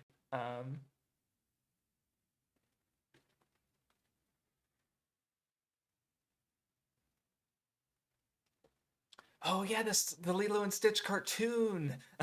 I watched that on Disney, a bunch of it because it was. Sorry, I just thought about the fucking from the Shades anime encyclopedia video. There was he opens it with talking. One of the things he talks about at the start is how they describe Alien 9 as because they're fighting a bunch of monsters at the school or something. So they go, a right wing Pokemon perhaps? Like because they keep comparing a bunch of shit to Pokemon because it has monsters in it. And Lilo and Stitch Stitch the TV series would have been also called that because there's a bunch of different monsters with different elements and numbers that they have to collect, and it's it's obviously very different from Pokemon the anime, but it's like I don't know, just I just had that it reminded me of it.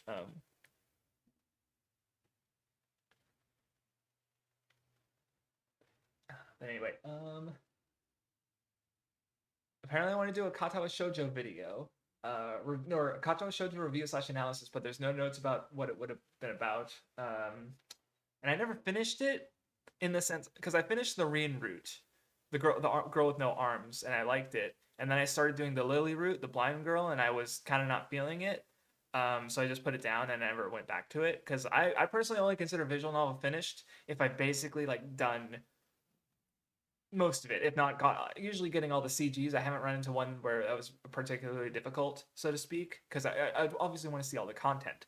Um, so in the sense of like 100%ing it and getting all the CGs, I did not finish Kato Shoujo. So I don't know why I wanted to do a video on it. Oh, in this video I did. Yeah, see, I even wrote it because well, I'm actually talking about. I won't spoil it, Clanad, but I say spoilers ruin nothing, and then it's Clanad spoiler, and then I'm like, oh wait, I'm already doing this in Chaos Child, where basically the point of that video was, well, kind of. I guess I never really did it specifically on spoilers, and honestly, I'm pretty sure Super High Wolf brings it up in one of his videos, or did he even do a video on spoilers? But basically, it's like, because in the Chaos Child video, I talked about how it's like even if the visual novel comes out, I'm still glad that I watched this anime, and that hasn't changed. Like I got things out of the anime. I had fun. There's stuff in the anime that I kind of missed because they weren't in the visual novel, even if it was smaller stuff. But another video that I'm not doing. Good. Not familiar with Kagero Project. Sorry, you keep asking me about all these shows, and I'm like, I don't know what that is. I'm sorry. Um, And I've heard of Hato Full Boyfriend, the pigeon simulator. The one person I heard it from, I don't remember what her name was, because she was a friend of what's. But I remember she was really into it, and it's she had talked with it with the tone of like this is really fucking good, but I just never got I was never interested enough to like I'm gonna give this a try. So um yeah, this is a God. I'm so these are not good at video ideas. Why did I have these ideas? So there was one in Kamichu, which is a kind of slice of life show where a middle schooler becomes a god in the Shinto sense. She just wakes up one day and she's like, "I'm thinking of a god." Good show. I had fun with it. But I just remember there was one because I watched it relatively early into getting into watching anime, and there was one part in it was in the episode where I think she was running for student council president, and the one the Miko girl, I forget her name because she has a friend with glasses, and then she has a friend who's a Miko priestess who becomes friends with her because she's like, "Hey, you're feeling kind of divine today." Like she recognizes the divinity in her basically. And she does have powers. Like it's an interesting show because of the grounded way it sort of approaches the setting, where everyone is already kind of aware that Shinto gods are very real because they have noticeable and tangible effects on the world, even if most people can't see them. And yeah, a human being becomes a god, a goddess basically. It's a fun show. But I just remember there was one episode where the facial character animation was so good for one of the line deliveries that I literally had to go back and rewatch the scene because I wasn't paying attention to the subtitles because I was so grabbed by that animation, that facial animation of the way this character said this line. And so I guess that would have been a video. I had this like as I guess it says many faces of question mark because I would have looked into who animated that scene and then researched into their body of work and basically done like a animator highlight, I suppose. That would have been cool. A lot of work. I don't even know if it's possible to find out who did that scene. I don't even know if I have the show downloaded. So, yeah, this video is like how valuable is likability. Where I would have talked because I think this video might have been inspired because I remember when I was doing my Chaos Head video, I wanted to look up on YouTube and see what other people were saying about Chaos Head, and one of the only reviews on it was someone that I didn't finish it because they started out talking about how like they couldn't get into the visual novel because the main character was unlikable, and I wanted to sort of unpack that and talk about how because I feel like a lot of people talk about like and sometimes I'll do it or just like is this character likable or not, because that is important to how much you can get behind the story, right? Like if you watch One Piece and you find Luffy unlikable because he's kind of a fucking dick, And right, like it's gonna be really hard to get into One Piece if you think that, right? If you find Luffy unlikable, and there's reasons to think he's unlikable. Like I'd be like, yeah, he's kind of a piece of shit, and I love him, but you know, so I guess I would have unpacked that and talked about like how I can enjoy stories that where characters aren't likable. Um, who's because I mentioned using Takumi from Chaos Head. Taro, I don't know. Oh, is he the fuckface from Shirobako? Yeah, I think he. Let me check that. Hold on. Um, that's so. I'm so glad I remembered him. If that. um. Yeah. Okay. He's not in the top 10 favorite characters of Shirobako because, of course, he's not.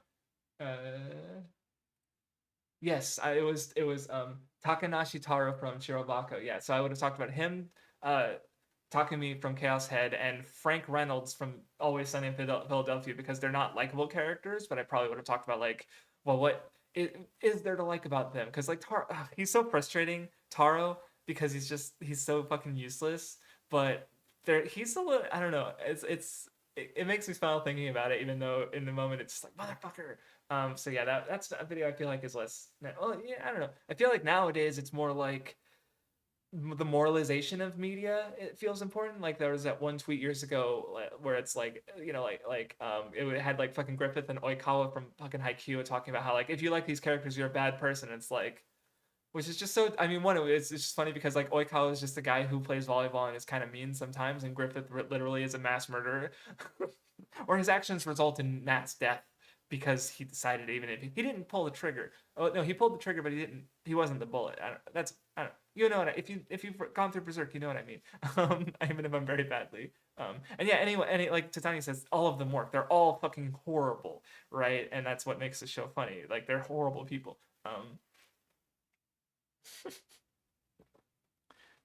So yeah, I guess that's a bit. I can understand at least where I was coming from, but I definitely don't feel like that video would be as valuable nowadays because I feel like if I did do it, that's a level of like I think a lot of people understand that. Kind of like I think an example is Super Papa Wolf's video on villains. I think, or no, was it character development? No, it was.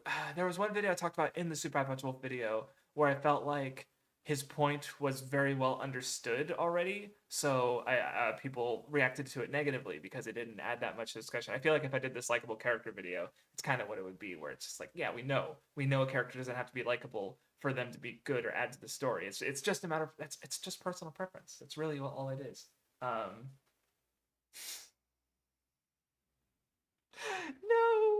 no. Sorry, I'm gonna. I saw. Thank you. Titania. So I just finished She-Ra and the Princesses of Power, and literally like a few days before I saw it, I saw someone saying because about bad disc. Someone was remarking on bad discourse, and someone responded to them with like, "Sorry, but if you like Catra, you're probably an abuser." And I'm just like, the moralizing of media, where it's just like you can't like something without being fucking called a fucking fascist or a degenerate or fucking and as someone who unfortunately likes Made in Abyss, I ain't dodging the allegations, but it's like I just think the allegations are fucking stupid. Waste your energy on people who are horrible and doing horrible things and in the power to do horrible things. But yeah, Catra is like she's a fucking abuse victim who's like there's a very clear cycle of abuse visible in the show, and she's a part of it. She is and perpetuating it because she's a broken sad child. And it's like it's engaging to watch, but it's like it's like I feel bad for her. I like Catra, she's good. But yeah, and yes, people online are children. Thank you, Chib Maniac. I'm so tired, so fucking tired. But yeah, no, I laughed at this video idea. Can a deconstruction be bad?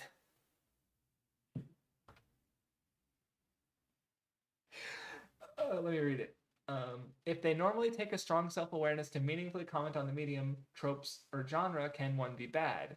And then watch Drawn Together, which is our cartoon that I think like it has a bunch of characters from different like styles of show with each other. Like there's one that in my head there's like a Betty Boop and there's like a superhero. I never watched the show. I don't know. I remember this. After this, I had a friend talking about like we were like trying to, because I hadn't done the reading. I still haven't done the reading. Like I tried to read. I have a book on my shelf. I was gonna grab it. It's like I literally have a pile here of books that I've grabbed on my bookshelf. I was like, how often I'm gonna do that? Okay, Scorpia is awesome. I love her. Thank you. Yeah, I agree. Top 10. But like, yeah, it's just like I don't know if I'm ever gonna talk about deconstruction because I kind of just want to like bury the term, but it's also like because no one's ever gonna agree with it. I don't. I haven't seen it that often. Luckily, I feel like I maybe I'm just fucking completely wrong, but I don't know. It's not like I don't know. Are people calling Chainsaw Man a deconstruction? I don't.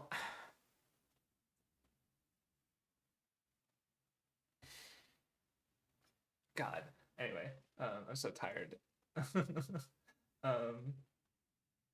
Okay. Yeah. This was like value of an ED. This is another video. It's like who's this for? But apparently, like I wanted to talk about how because I like Kitamari's sketch for having relaxing EDs. In general, like, you know, obviously OPs are fast and they get you hyped up, and EDs are chill and they cool you down after watching an episode. And Hitamari's and sketches in particular, like that's my favorite one of, you know, it's my favorite anime, and I really like all the EDs because they just like my a lot of my strongest memories watching that show were because when I was watching it, I'd like come home from work, I'd lie down in bed with my laptop, and I'd just watch an episode of a healing show. So I watched Arya that way. I watched K-On!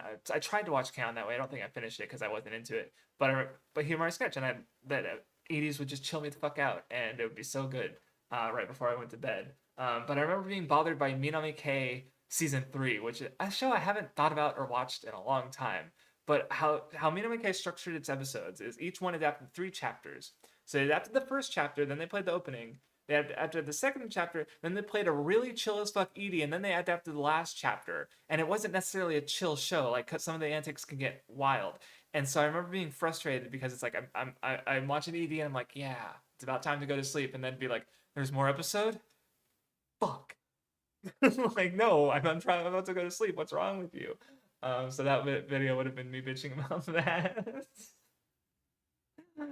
um, um, no, because yeah, Hollow Man just mentioned Godzilla minus one being a deconstruction. It's like Shin Godzilla already exists, and I heard them compare it, and it's even then it's not. Shin Godzilla is just a remake of the first Godzilla. They're the same. And yeah, Nuns is offering that maybe it's just been replaced by a different language, which is fair. Maybe because people are just finding other dumb words just to prop up smart sounding words to prop up what they like when they could just say I like it. But um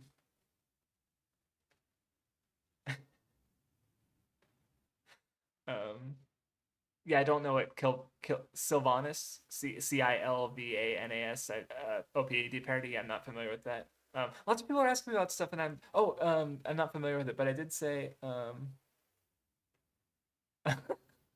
yeah, Titania's also saying don't watch or wouldn't recommend Drawn Together. Okay, and there was someone. Sorry, I missed it earlier. Oh, Jellicock Respawn's asked if I have been reading the Shaman King sequels, and yeah, I've read a few. I've read Zero, didn't get that much out of it. Red Crimson was probably my favorite like Shaman King story since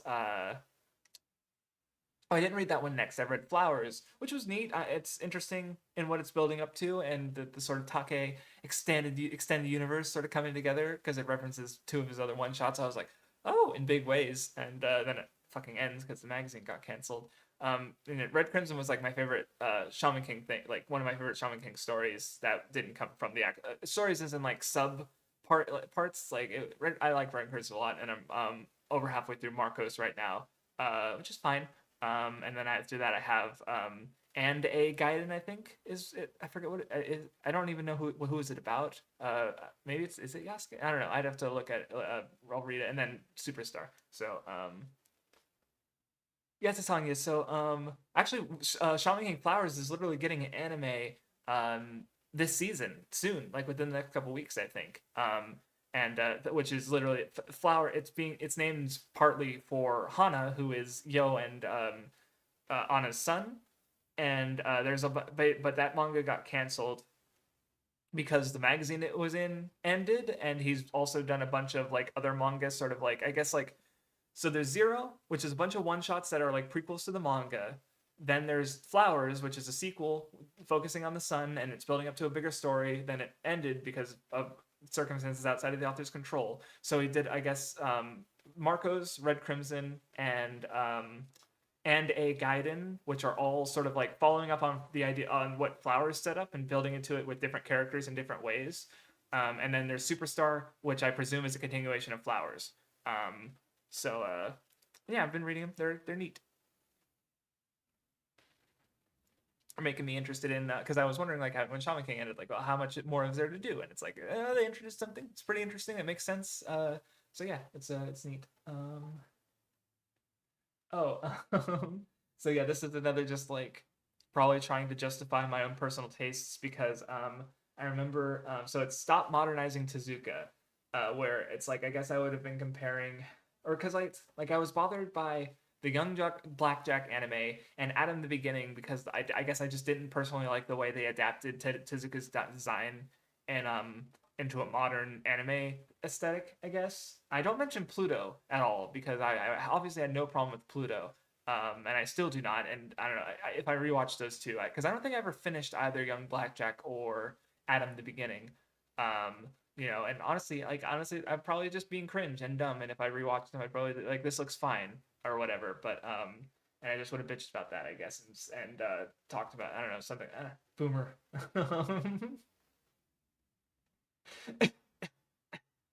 um,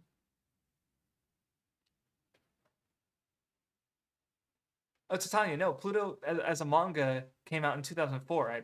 I read it. I had read it before I even started YouTube. No, the anime wouldn't have come out, but obviously it's adapting Urasawa's adaptation of Tezuka's designs. So yeah, Pluto. So like obviously like the anime style they're colored differently and stuff, but it's still very clearly Urasawa's designs. Oh yeah, I guess no, you're right. I would have talked about. I was talking about the. I did talk about. Well, because I'm pretty sure Young, if not Adam the Beginning, yes. Young Blackjack, I don't know, but they might both be based on manga. Yeah, yeah, I did say anime style. You're right. That was my bad.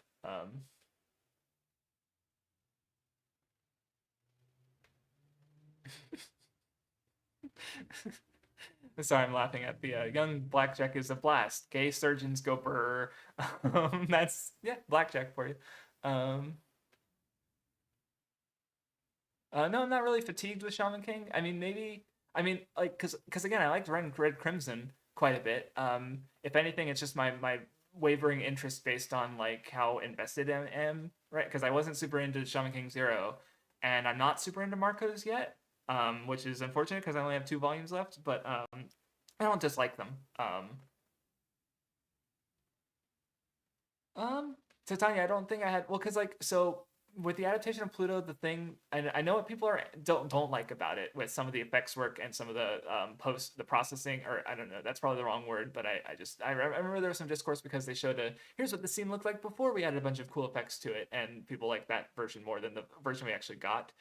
The only thing I really have to say because it's a really good adaptation. I like it more than the manga because of primarily because of how they structure it's all in the last episode because they restructure some things and they add a couple things that like it's really good. I really like how they did it. I really like the last episode.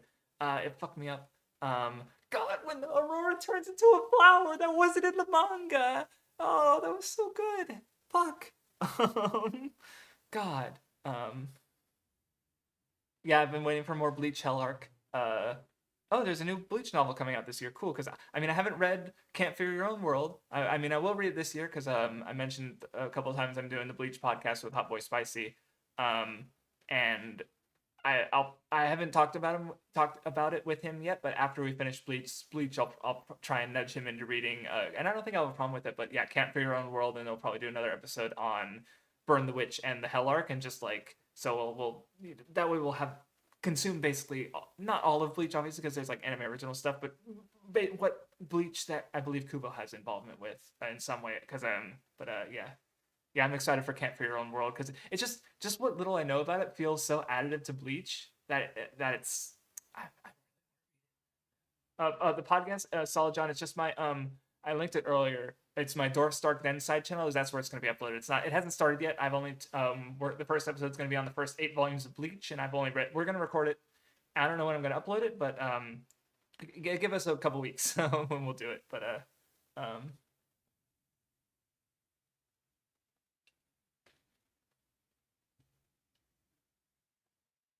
um, yeah, I'm caught up on chat now, so I'm gonna keep going. Okay, so I have a Valentine's Day gag episode, where I guess I would have talked about two of my because I guess people don't use the term waifu anymore. I realized because on 4chan it was kind of big because on what happened on Valentine's Day is people would literally like set up their computer monitor with a picture of their waifu, and then you usually have like a cake or something, or and sometimes they go all out or they make parodies or something. Um, Nowadays we just use the term best girl, right? Or terms like that, like I guess related would be like my MC, just those kind of like we like this character, and I feel like waifu is less common now, but I guess I had the idea of because I don't really feel because like because obviously I have two characters where I go best girl, but as far as like the idea of a waifu, like the idea of like I'm in love with this character and would go out with them if they were real. I don't know if I ever really felt that way, but the character that I got closest to, I remember, it was in the comedy show Bakuan, which is like it's like a K-On parody, but it's like they're into motorcycles.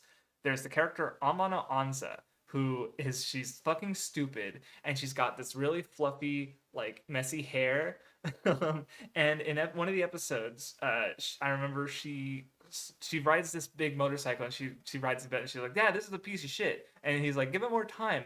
And because it's a motorcycle that needs more time to like warm up and get into gear, basically. And once it does, like there's just a moment where she very clearly like it click she has that click moment and she's like, "Yeah, let's fucking go." And it was just a really good scene. And I remember I had a feeling in my chest that I never really felt before. I'm like, is this love?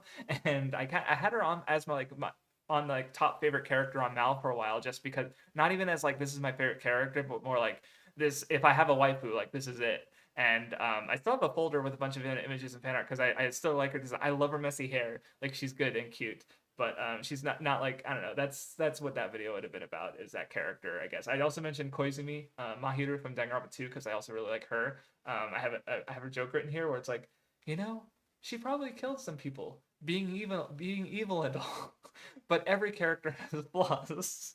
I should have said no, but nobody's perfect. Like some like a hot reference. Why the fuck didn't I do that? Pass me, dumbass. Um,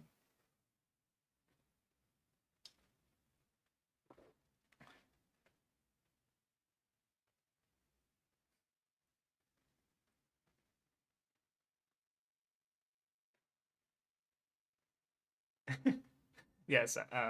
Okay. Yeah. Because some people say, or hold on, who is it?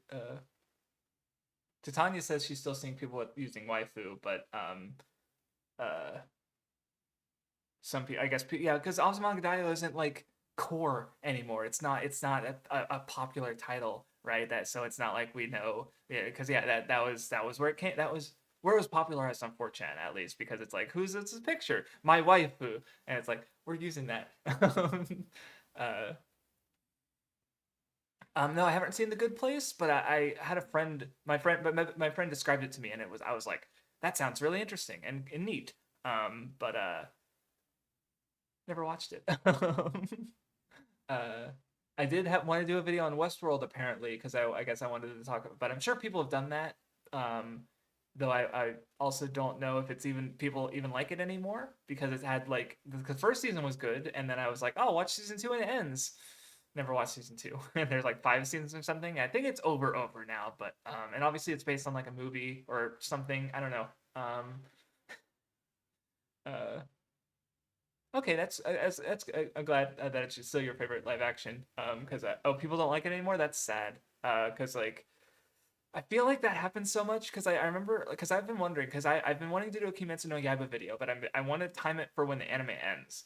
But what I don't know because I feel like yeah that happens is people get tired like fatigued with something. Like apparently people aren't liking MHA right now, which is funny because I haven't been big on MHA, but I'm at least not emotionally, but I'm recognizing like I feel like yeah, the stuff that's happening right now is still pretty fucking good, and I like So Kimetsu no Yaiba, I remember I had some friends who weren't into the ending, so there's just a part of me that wonders like how like because if that mindset persists, then that's where we get need like stuff like me and Math was doing Naruto content, right? Where it's like after years after it ends, here's us reevaluating Naruto and being like, here, it's good act like, or at least it's meaningful. There's stuff that matters here, right? So because I like to think that somewhere someone gets it, and ideally maybe that person made content, right? But maybe like with Kimetsu, like do people really get it, or are people tired on the anime? Did anyone ever go back to the manga and make a video about how the ending? Because I think the ending's interesting. I got a lot of it. I talked about it on our backlog episode, Weeb Club episode 4, Kimetsu no Yaiba, right? Um, you know, uh,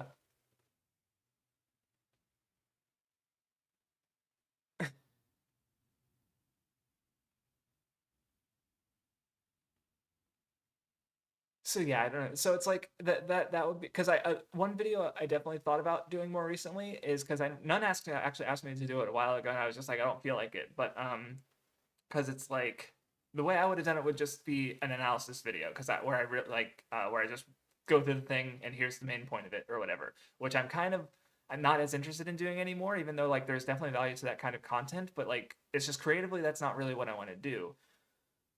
But I did have the thought because I feel like with Promise Neverland is such an interesting case because I feel like people soured on the manga, but then it also got soured because of season two, which adapted so much into so little and cut so much that anime onlys didn't like it, manga onlys did not like it, nobody liked it, So it never got like I guess I'm thinking of it in comparison to Attack on Titan, where I feel like because if anything, the anime like people who were watched it in the anime and then got to the ending and thought it was good, hearing that the manga readers thought it was bad, and they're like, I remember seeing a take where it's like, never let a manga reader tell you anything, basically, right?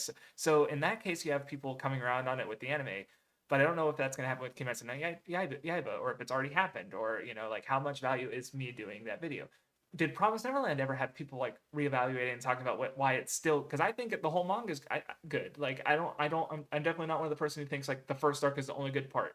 Like I think, but even then I only give it like a 7. Like I think it's good, but I didn't love it, and that's part of the reason why I didn't really felt like going out of my way to make a video. But if people are still really negative about it, just period, then I thought about doing a video coming to bat for it because that doesn't exist, right? And I think there's value in that kind of like this thing that nobody likes. Here's a video explaining why it's interesting, why there's something about it that works, why it might be, that like that kind like again like my Naruto video. Me and Math was doing the Naruto and Sasuke videos. Feel like obviously people like Naruto, but I feel like those were the first. Those might be the first two videos on the platform of people going like, "Hey, Naruto's actually really interesting and it delivers on these ideas." Because I feel like you didn't get that before then. Like that's Super Well, did his Naruto video, and he's like, "Yeah, Naruto and Sasuke finished their arcs. Sasuke kills Itachi, and Naruto becomes loved by the village. Why does it need to go on for longer?" And it's like, you know. So I don't know. Um,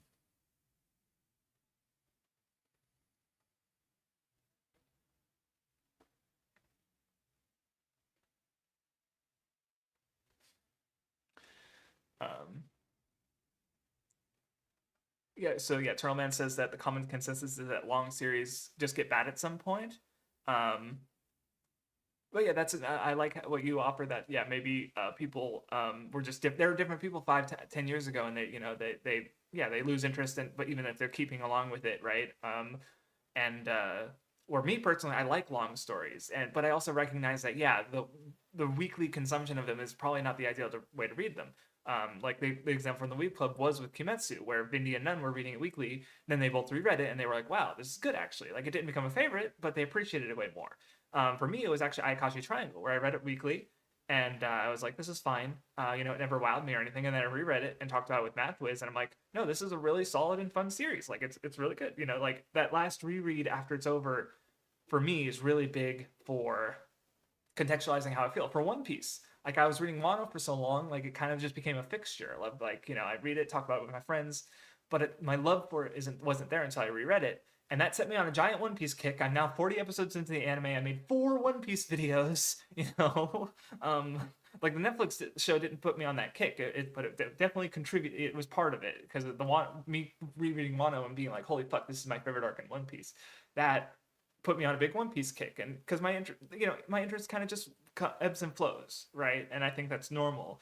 But a lot of people don't have that flow again, right? They don't, because they just finish it and they're like, that's it, and then they don't go back or reread it, or maybe they do and they still don't feel differently about it because it's been so long they've changed in some ways.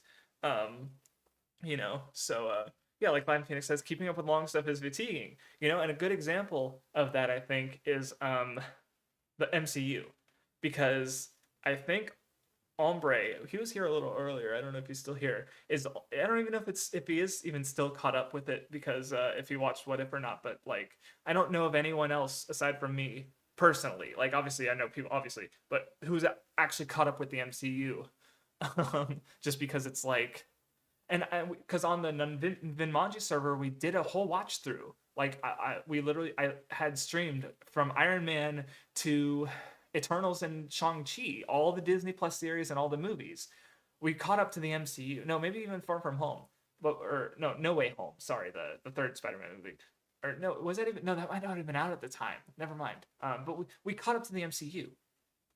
And then because there's all the Disney Plus series and all the movies that have come out from Phase 4 and Phase 5, and no one I know kept up with it except for like one person who didn't. Was it? I don't even know if no. What, I think he was a part of those watch togethers, actually.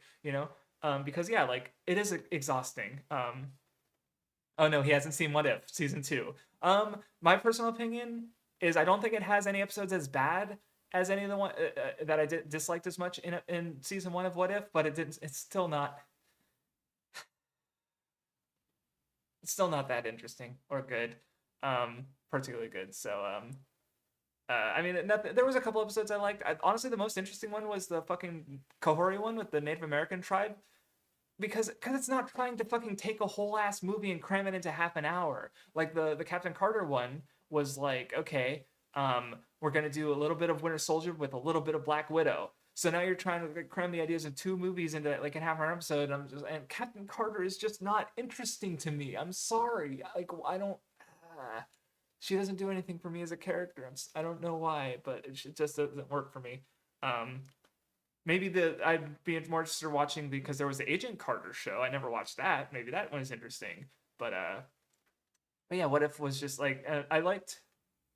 Yeah, the Kohori episode where it's a whole ass different story that has nothing to do with any of the characters, that's just connected with the other Marvel stuff. Like, that was fine. It was basically like a fucking imagining of like how Wakanda was formed, but with a different material and a different continent, and it was kind of neat. That's it.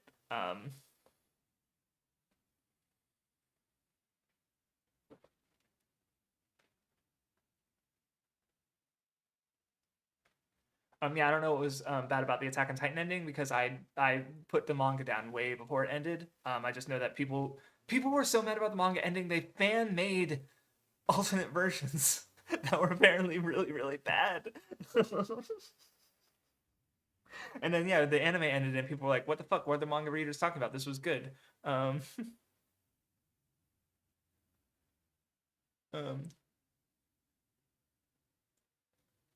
See, yeah, Titania, I don't think I'd like What If more on a rewatch, if that's what you're asking, because it's like, I just think fundamentally, like, there aren't really the characters I like, because even if they're doing something close to a story, I feel like there's a level of which they're making it more acceptable to children. I think that affects how the movies, how the episodes go, which again isn't inherently a bad thing, but it just feels like that's something that means they can't really do, like, the best episodes in What If by far is the Doctor Strange one from season 1, where it's like he lost the love of his life, and he fucking ruins his universe trying to undo that, right? Like, and that's fucking good, powerful.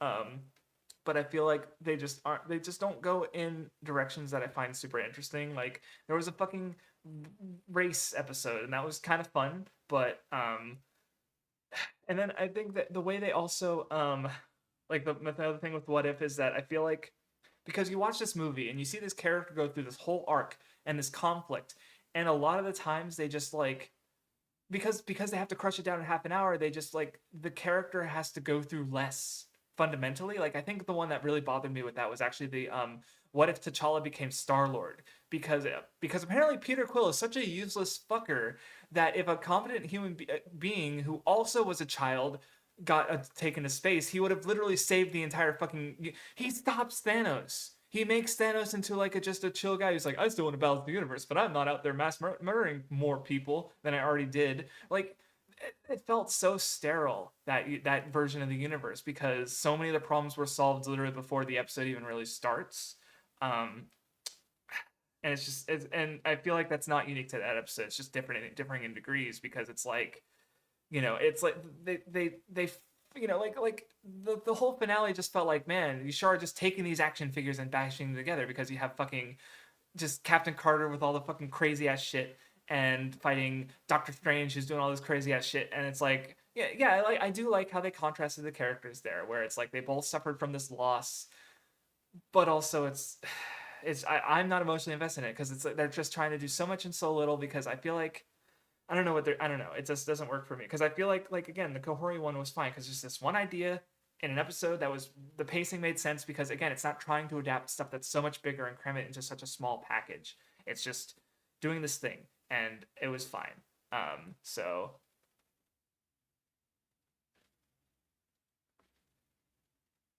yeah, I don't know. Maybe someone just needs to frame like, because I don't know. Maybe I'm just missing something with What If. Maybe I just don't get it. I don't know. It just doesn't super appeal to me.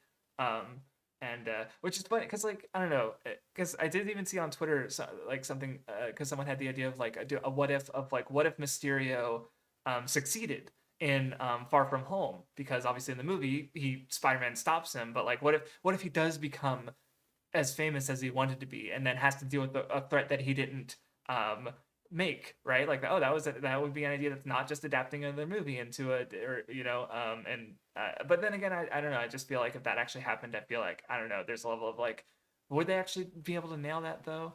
Um, so and yeah, I agree that it's they're having fun with these ideas, and these just throwing these characters out there and doing something like the fucking race episode with Tony doing they just did a fucking, it's not, I keep wanting to say wacky races, it's not what it was, but I don't, Twisted Metal. And yeah, seeing Hammer was neat. Like I don't know, it's just like it's just like if it sounds, I'm not really angry at it. It's just like I give it a 5 out of 10, and that's kind of my score. Where it's like there's aspects about it that I think are good, but ultimately it's not really worth. It wasn't necessarily worth my time in a sense. Which obviously it's like I gave it my time, and that's fine. Like it's not. I'm not angry about it. It's just like it's just not for me, I guess, if that makes sense. Like because I just wish I liked it more, and I wish it was doing more things that I found were interesting. But it just hasn't been. And in general, Phase 5 hasn't been. That's why I started on this whole tangent in general, because I understand why people don't want to catch up to the MCU. There's literally two things I really like in Phase 5,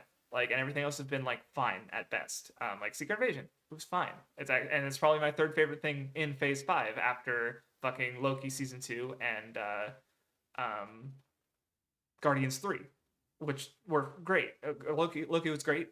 Guardians is phenomenal and possibly my favorite thing in the MCU. But right, so like, how is that going to make anyone who's not caught up feel? Where it's like, oh, I have to go through a bunch of mid shit that might not be relevant, because that's the thing. What If is never going to be relevant to the main movies, so it's like it is skippable in that sense. Like I'm caught up to it, and I plan on even fucking watching all the Defenders and Agents of Shield and Agent Carter and all this other shit eventually, just because it's like, why not? I like the MCU.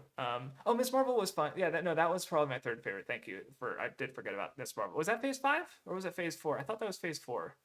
I don't remember.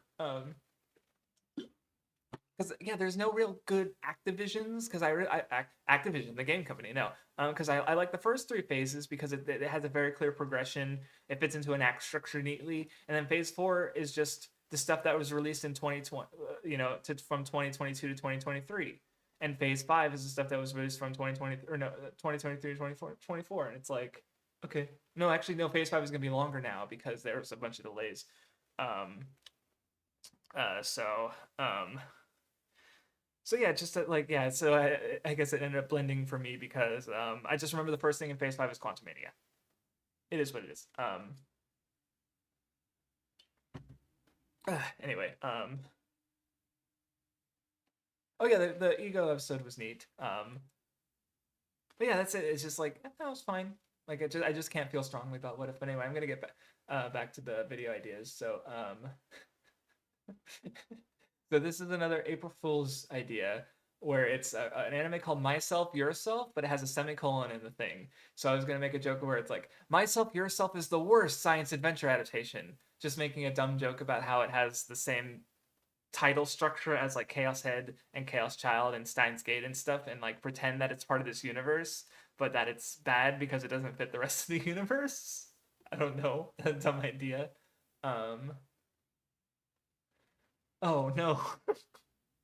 Oh, Wakanda Forever. Yeah, that was really good. But it was all I would. That's Phase 4 for sure. And I did really like it. But I was specifically talking about Phase 5 when I was trying to be like, yeah, yeah, Hawkeye was also good, but it was also Phase 4.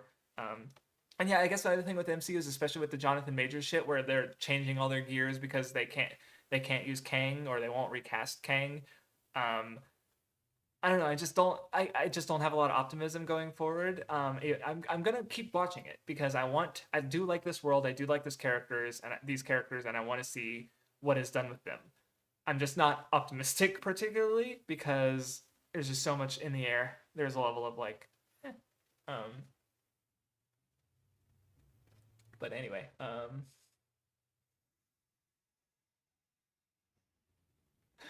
this is a video that definitely wasn't made in good faith. Yu-Gi-Oh is not a good card game. I don't know why I would think that. I hadn't played Yu-Gi-Oh in years. It probably would have involved some bad comparisons to Magic the Gathering and Pokemon, which I also don't play. I don't know why I came up with these ideas. Like I come up, and that's coming up with my conclusion before I've even started the research into it. Like, what would I? I'd have to come up with a standard of like this makes a good card game. Whoa, conveniently, Yu-Gi-Oh doesn't follow in that standard. What do you? Awful, awful. Who do I want as the main villain? I mean, Kang just makes the most sense. Just recast him. But I don't think they're gonna do that.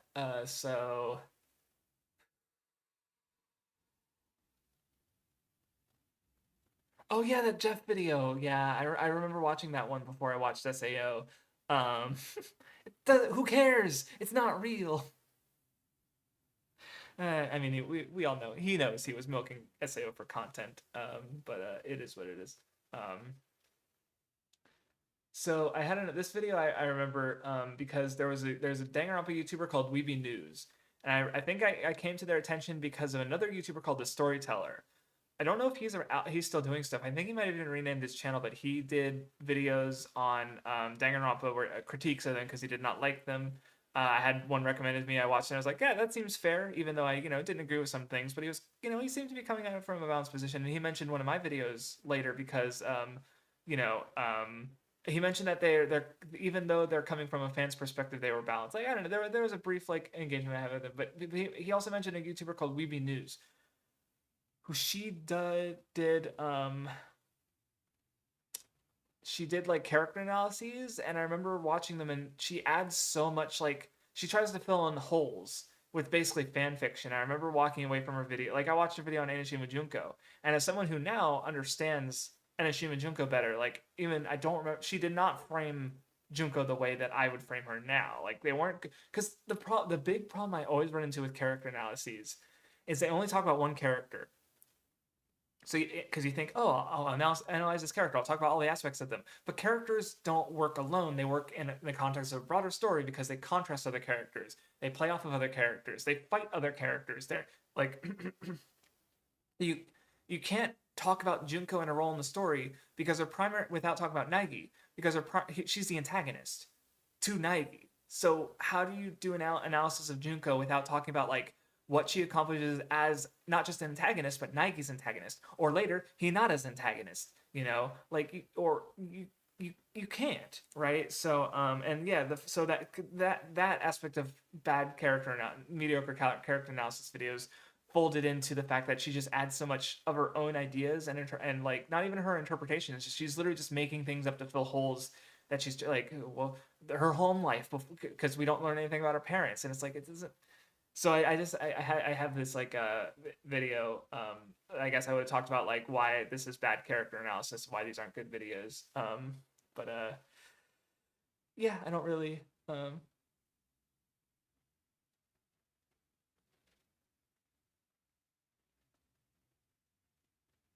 I drink water all the time. But oh, cool that the storyteller is still around. That's cool that he's working on a game. That's really cool because yeah, like I like. It's so easy to get so caught up in the YouTube game, so to speak, that like because I'm doing other creative stuff as well, and there's other stuff out there. It's not just YouTube. So that's cool.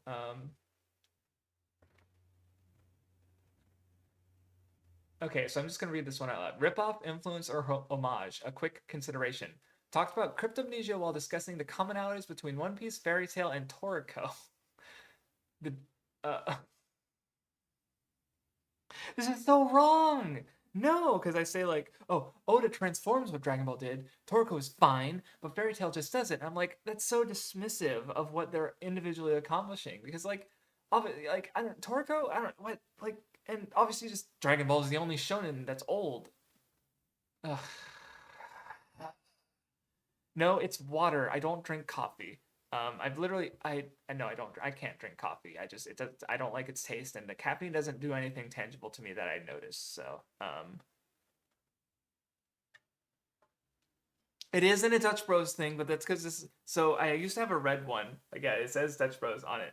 But it's not. It's just water. Because this was my mom got this one, and because my red one that you can see in the One Piece live action Nen show, because that was my water bottle at the time. It just was so old that it was dented, and I kind of just wanted to get rid of it. But this one was just in my cupboard, and that my mom had, and I was like, yeah, I'll just use that. So might have had coffee in there at one point, but it has not had coffee in there for a couple of years.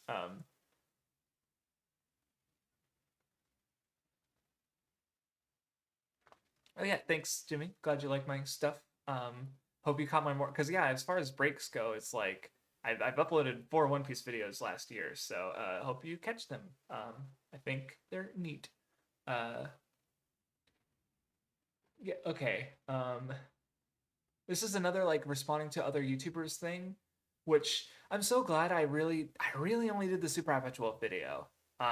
Because I've thought about it since because so, like I read Tokyo Ghoul and reread it rather, and I also reread an analysis that from Tumblr that had some really interesting observations, but also a lot of weird points and contradictions, and it kind of wasn't very good. And I definitely thought of thinking of the idea of like, can I turn this into content of like responding to another analysis and using that to like get across some of the aspects of Tokyo Ghoul that are good, while also, but then it's like, because people love takedown content, right? Like H Bomber guy just did a fucking massive video that took down a bunch of YouTubers who were doing plagiarism, and it's fucked up, right? And like the UWBs were the most popular content on the Weeb Club, where we're just watching a video and talking about why it's not good, right? So here's other old ideas I had of me taking down other YouTubers that I'm very glad I didn't do. I'm very glad I didn't fall into that hole because there's a whole community about that, and they're so no. Because I remember what also he did like his Digibro videos, and in doing that he attracted some people who he later would really regretted getting to know because they're just like that kind of crowd is just really shitty, and he was associated with that crowd because like he ended up rubbing shoulders with people. He was like, oh no, gotta go from you, and then people still held him to that like crowd even with so, and it sucked because he did change. He stopped doing that kind of, he did more legitimate content and moved on from that, and so I'm just really glad that I never went down. But I don't even fucking remember who Moscow X is. Didn't he work on Team 4 Star? Yeah, I think, and I guess I wasn't a fan of some of his videos. Um, and I guess I was going to talk about why his videos were bad. Um, I don't even remember.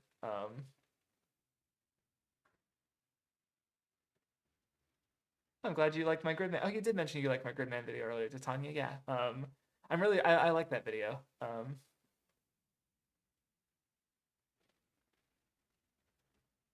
Yes, Gridman. Oh, it was so fun. Holy shit! Like just so I mentioned this when talking about Isekai Quartet, which was it's the crossover show between ReZero, Konosuba, Yojo Senki, Overlord, and the later Shield Hero with the little Cautious Hero cameo. I just fundamentally like crossovers because it's like you have characters from who in their own story have their own narrative and their own arcs, and they're the center of that story. And then you have another cast of characters with the exact same thing, and then they meet. And but most crossovers aren't very good. I feel like because it like I mean I'll rewatch the One Piece Dragon Ball Toriko ones when I go through One Piece because it has those episodes. But like I just remember there because you know that you had some interactions, but like it's very rare that you really get interesting stuff to come out of crossovers. I guess I could even point out at the Marvel MCU that because that kind of does the same thing, right? Because it has the same, even though it's obviously in the same universe, but it still have that same idea of like different characters with different arcs meeting, right? That's still different because there's still the overarching narrative where like because Isekai Quartet isn't just joke like obviously a big appeal is the comedy, but there's also interesting little character stuff that they do that I think is really nice. And yeah, Great Man Universe has that same appeal because it's like it's the Dinosaur guys, and they're talking to the SSS Gridman guys. Woo! And then, oh my god, yeah, it's just like the way it makes. I never fucking thought that I would go, wow, I think I like Gridman as a character now. I didn't think that was going to happen.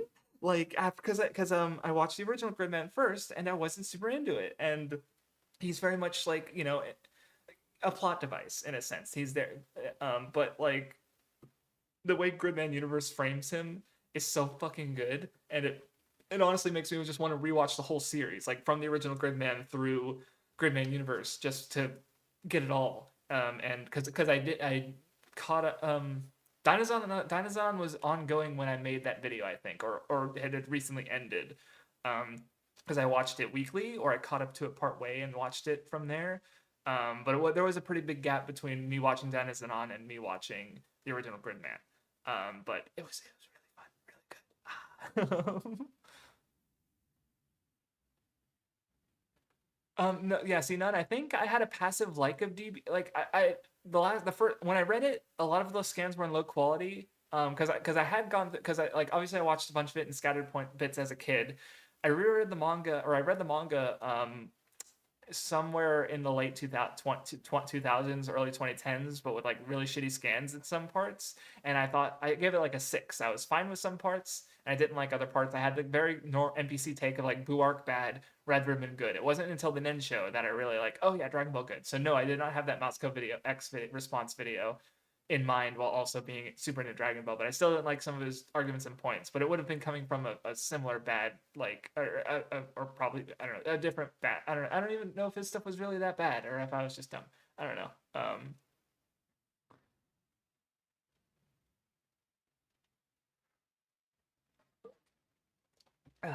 Um. Okay, yeah. So this video, I guess, idea was called "Chill the fuck out, bro," because I watched Flowers of Lagrange and Rene no Lagrange and AKB 0048. And in both cases, I liked the first seasons, but I didn't like the second seasons. And in both cases, the second seasons became more space opera-y. So I still don't know. I still like. I just remembered. I guess the idea was to rewatch those shows because again, it's deciding the point before it. Because I might have rewatched the shows and actually like liked them. But like, I just remember like trying to argue, or come up with some arbitrary dumb reason as to why I don't like these second seasons as much as the first seasons. Because the first season of Black Range was had more slice of life stuff, and I liked that. And the second season had less of that, and I didn't like that at the time. Um, Honestly, those are just shows I should rewatch in general because it's been over 10 years now, and also they're shows not a lot of people talk about, or and they're also mecha shows because people think mecha's dead, but I guess it kind of is. But those shows, they never watch those shows. um,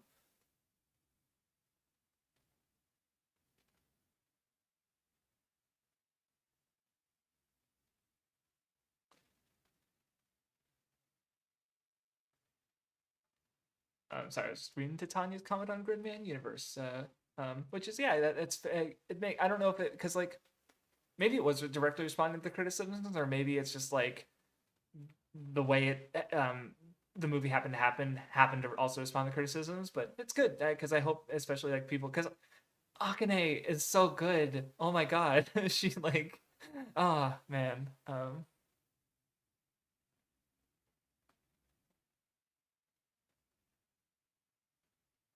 Oh, I'm glad that these streams help you, Titania. That's nice.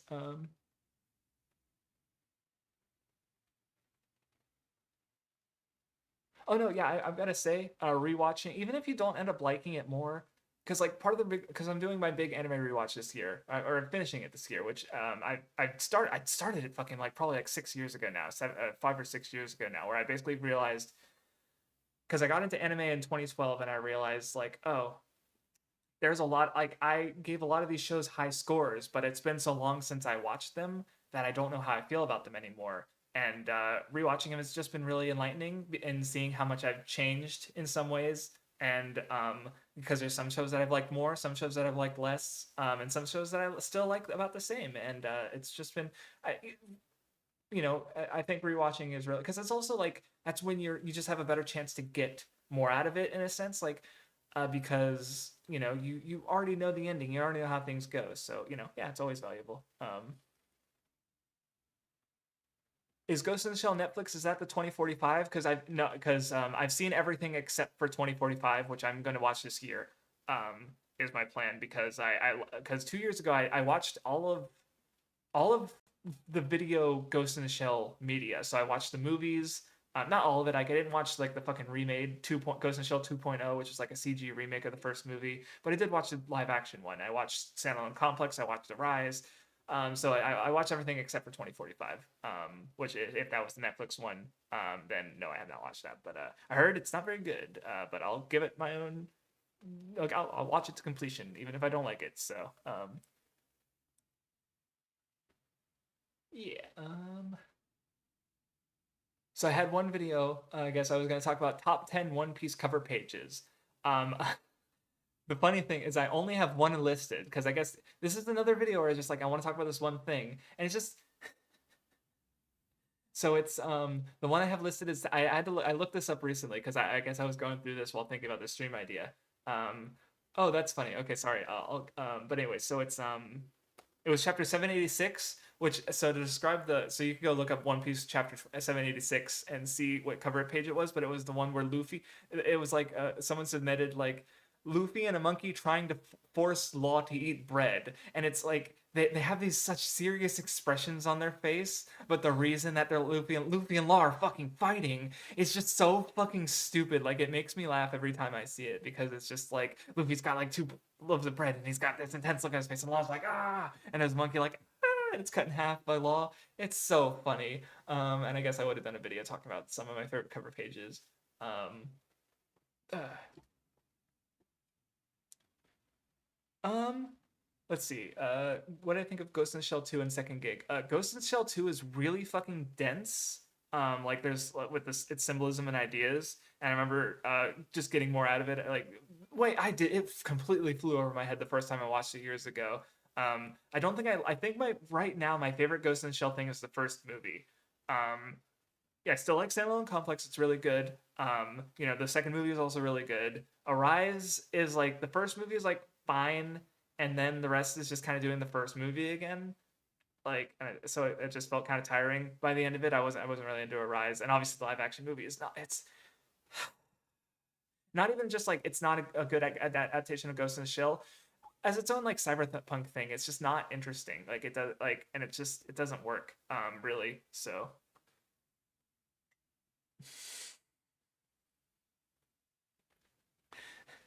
Chapter 786 is named Gyats. That's I made that joke in Hot Boy Spicy's stream, one of his streams, because they were referencing the Gyat meme, and I was like, I don't know what that is. I'm just mentally substituting the character from One Piece, and he thought that was funny.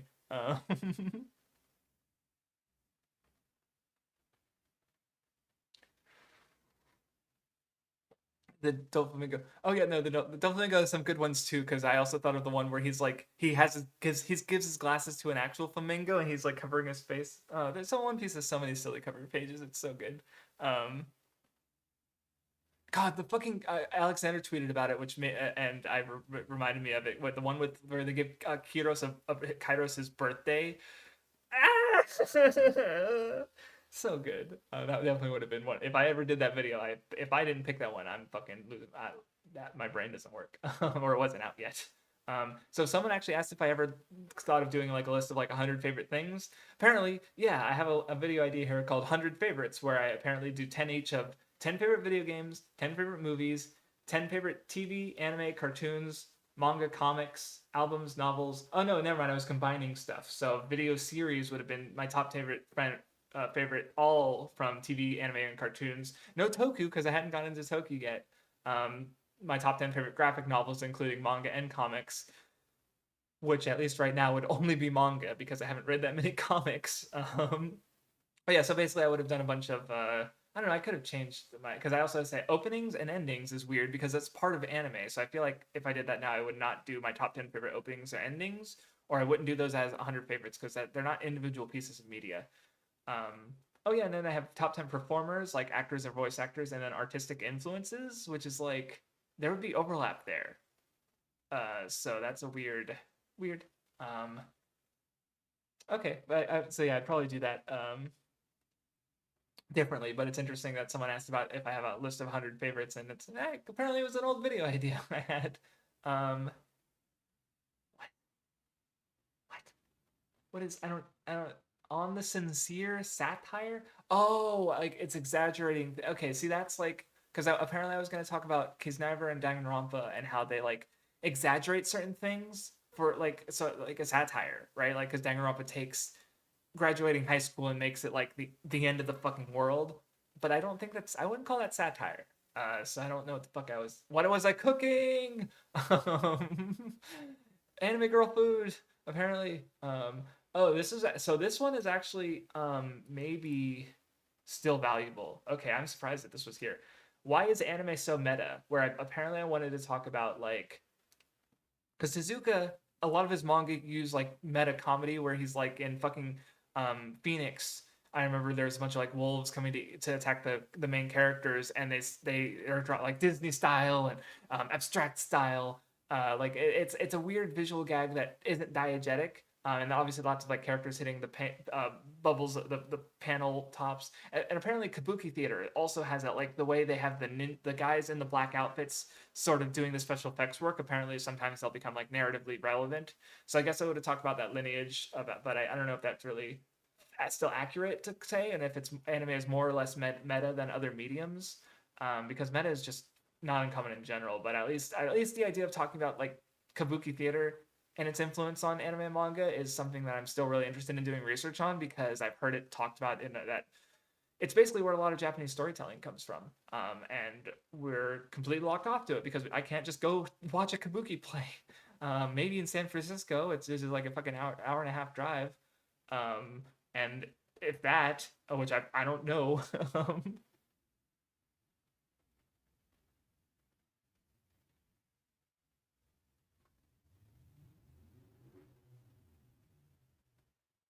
uh, um,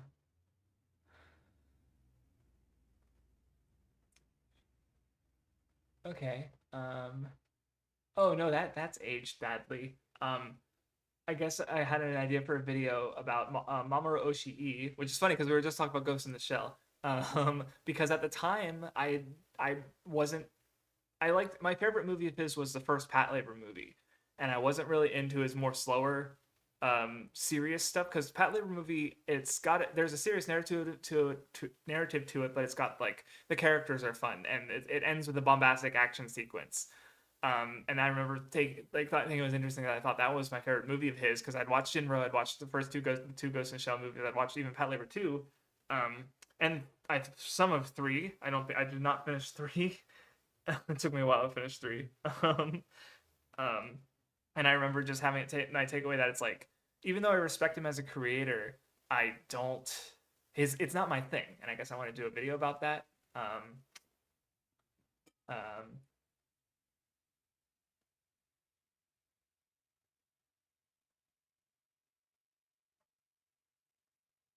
huh. Apparently, I want to do a video on AGDQ, awesome games done quickly, about how really it's just how I think there's a video. I don't think I watched it, but there's a video about like why speedrunning is cool, basically, and that's what that video would have been done about, but not about speedrunning for some reason. Ugh. Um. Oh, I did this. Wait, no, maybe I didn't. Hold on. So yeah, I have a video on shipping that I wanted to do, which I kind of did as like a rant where I'm just like, I don't understand shipping. I do have a better understanding of it now, but so I definitely wouldn't do that video.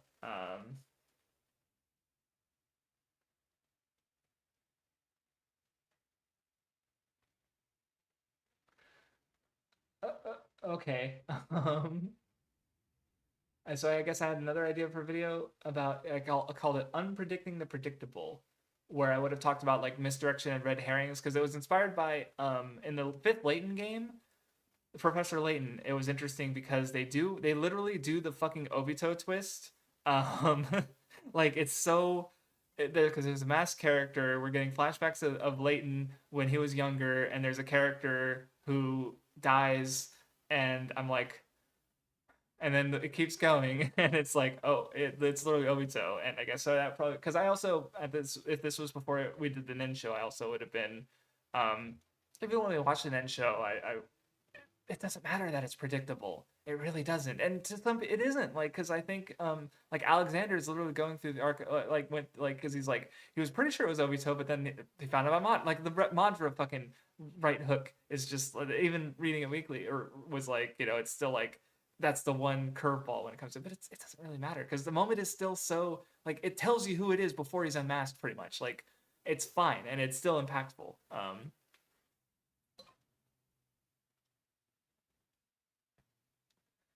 Oh boy. Why watching anime at times two speed is cool. Yeah, no, I don't. I've only watched a few things at faster speeds, and I regretted it. Not that I regretted it. It's like I did it because I was in agony, and I know I dropped like one. No, it wasn't anime. It was Kamen Rider V3. I really didn't like it, and I started watching it at faster speed. And I was like, no, I'm just gonna drop it. This is not the way I want to engage with this story. Another one was the Mahoka movie because we were gonna discuss on the Weeb Club, and I was not enjoying that show. So, but yeah, if I have to speed something up, that is a I'm just that's it's I should I at that point I just drop it. Just drop it.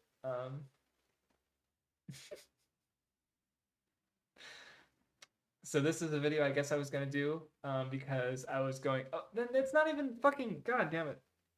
So, cause like, so it was a clamp video where apparently I wanted to do a video before clear card captor soccer clear card ended and talk about the lore of it, but then it's like, um, oh no, it's actually a joke video.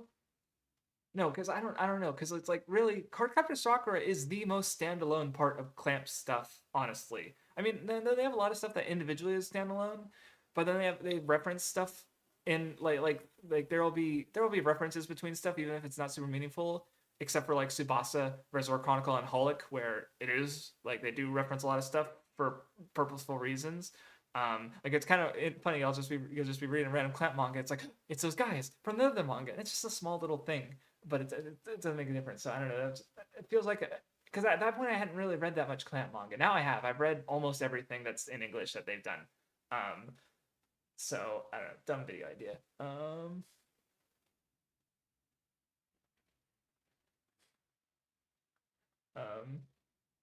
yeah. See, Tanya just made a joke, or maybe she's talking about chat. I don't know. When you rewatch stuff, do you watch everything or skip around to the best parts? I mean, sometimes like when I One Piece episode 10-15, like I've watched the last montage of that so many times. Not the montage, just everything once they get to the roof because it's so fucking good. But usually when I rewatch a show, obviously I rewatch the whole thing.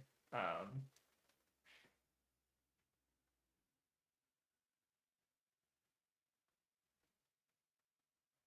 so many just nothing video ideas. What the fuck?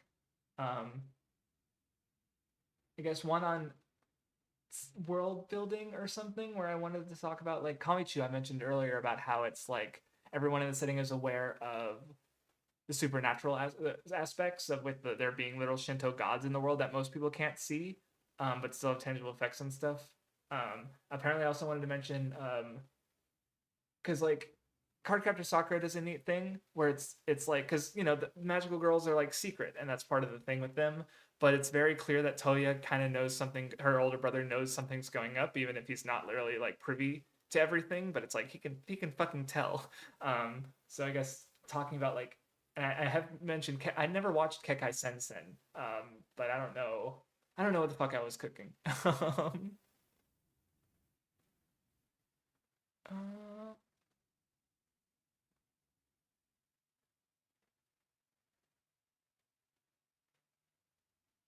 So yeah, XA. Oh, for one, XA. If you liked me ripping on Fairy Tail, you should watch like me ripping on my Fairy Tail videos because those videos are awful.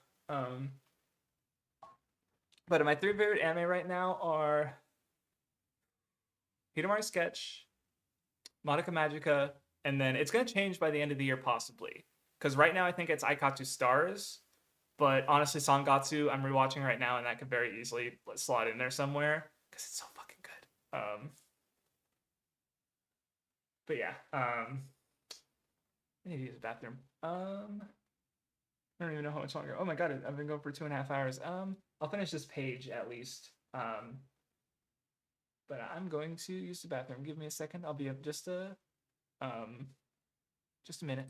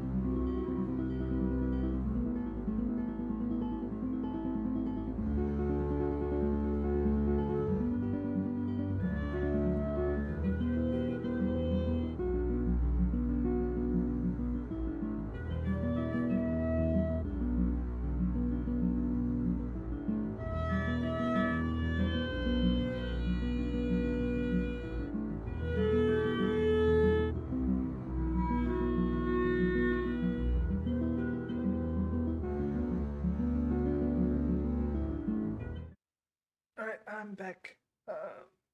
Didn't want to take too long. All right, let's go.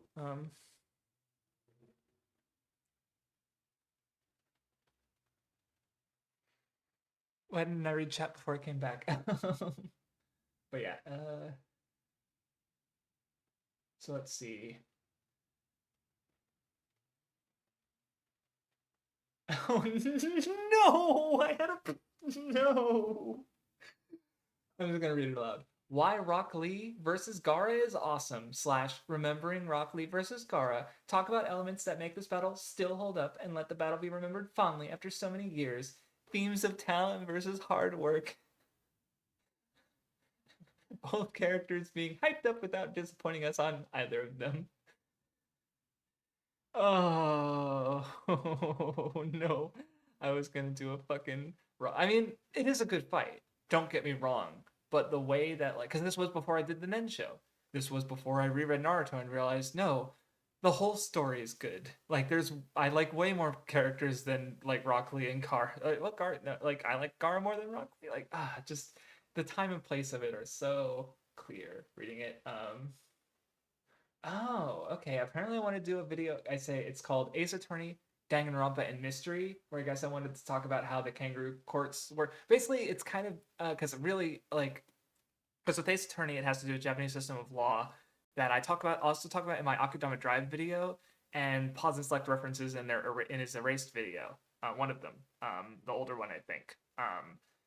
Danganronpa, it's not as directly related to that. It's more about systems, I think. Which I actually specifically talk about that a lot in my upcoming Danganronpa video. So that's a concept that I guess I am revisiting in a very, very different way. I'll play Ace Attorney one day. Um,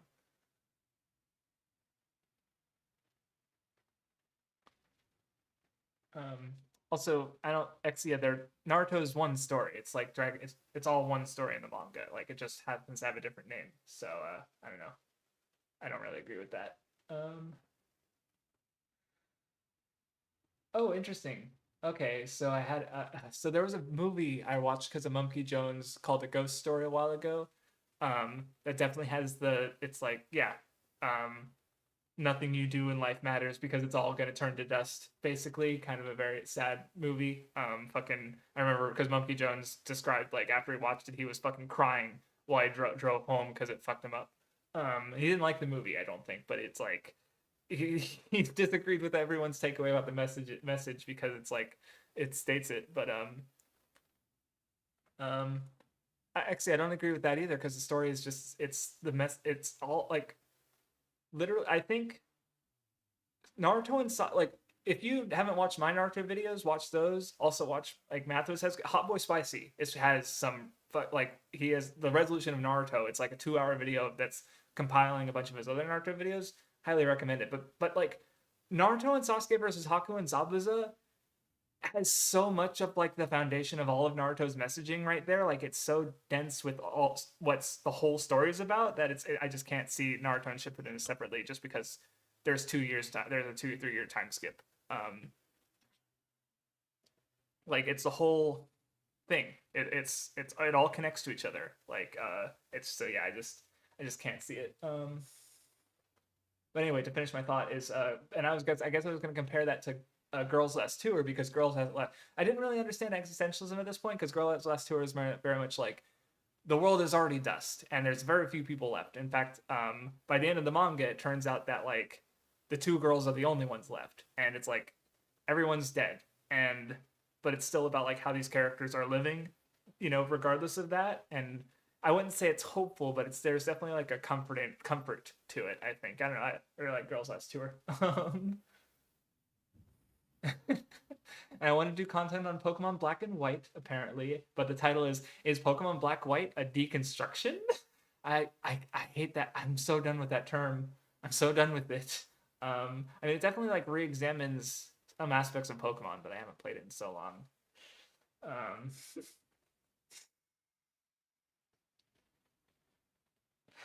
um,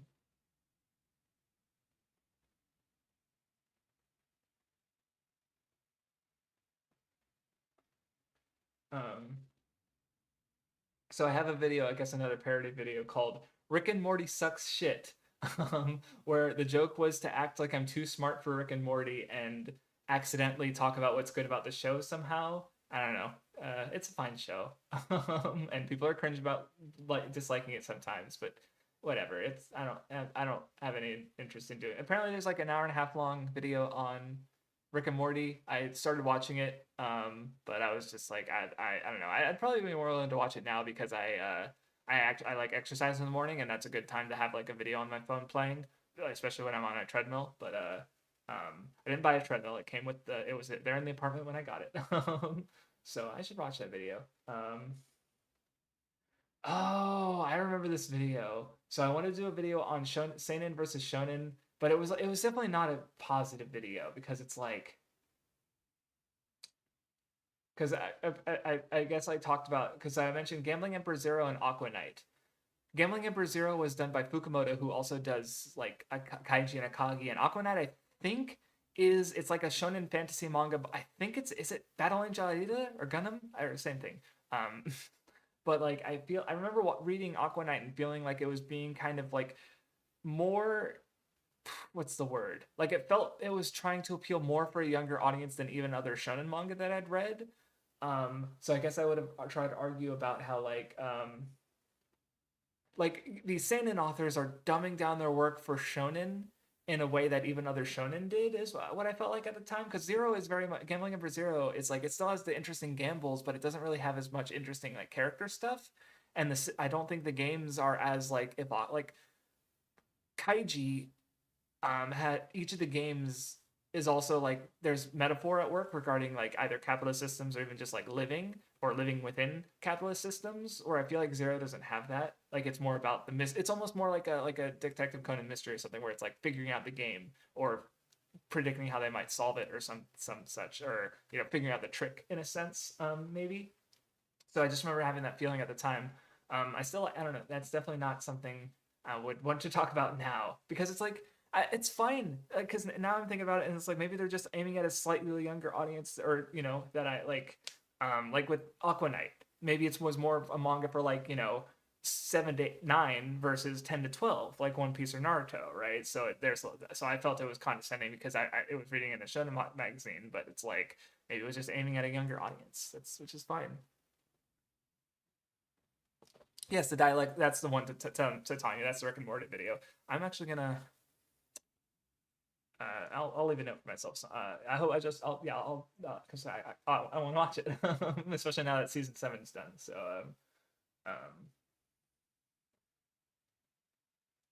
so I had another video on. It says Soma versus Zero Escape because what happened is I watched the Joseph Anderson video on Soma, which spoils the whole game, and it's basically a sci-fi game, a horror game, but there was what it does that's really similar to Zero Escape without spoiling either, is because the three Zero Escape games and Soma all heavily use your whatever perspective you use in the game. So for Zero Time to Limit, it was the camera because it was shot. It was almost more like a movie with cutscenes with the camera moving around. In Virtue's Last Reward, it was first person. In Soma, it's first person, and in Zero Escape, you have the two DS screens, and all of those are meaningful for the mystery in different ways. And I basically wanted to compare them because I even saw some people in Joseph Anderson's comment section being like, "You might be interested in Zero Escape," because like I literally watched the video. I was like, "This is reminding me of Zero Escape." So I guess I would just want to do a video on that. I remember I was going to do Zero Escape content, but I never got around to replaying the games.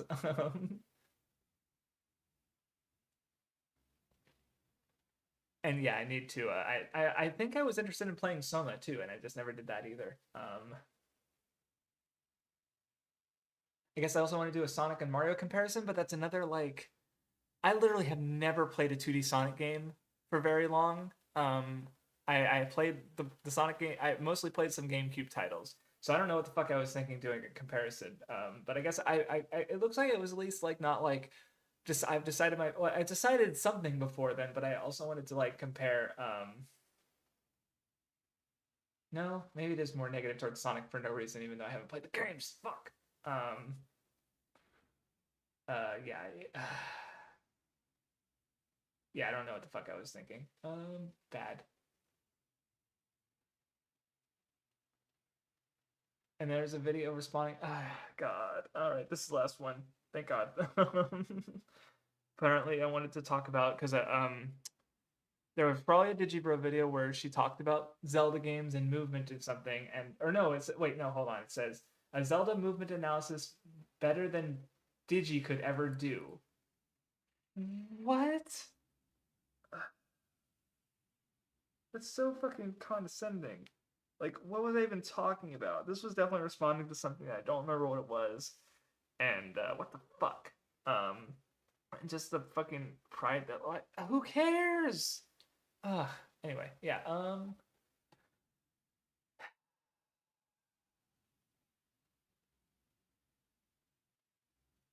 I yeah, probably control. Like, I don't.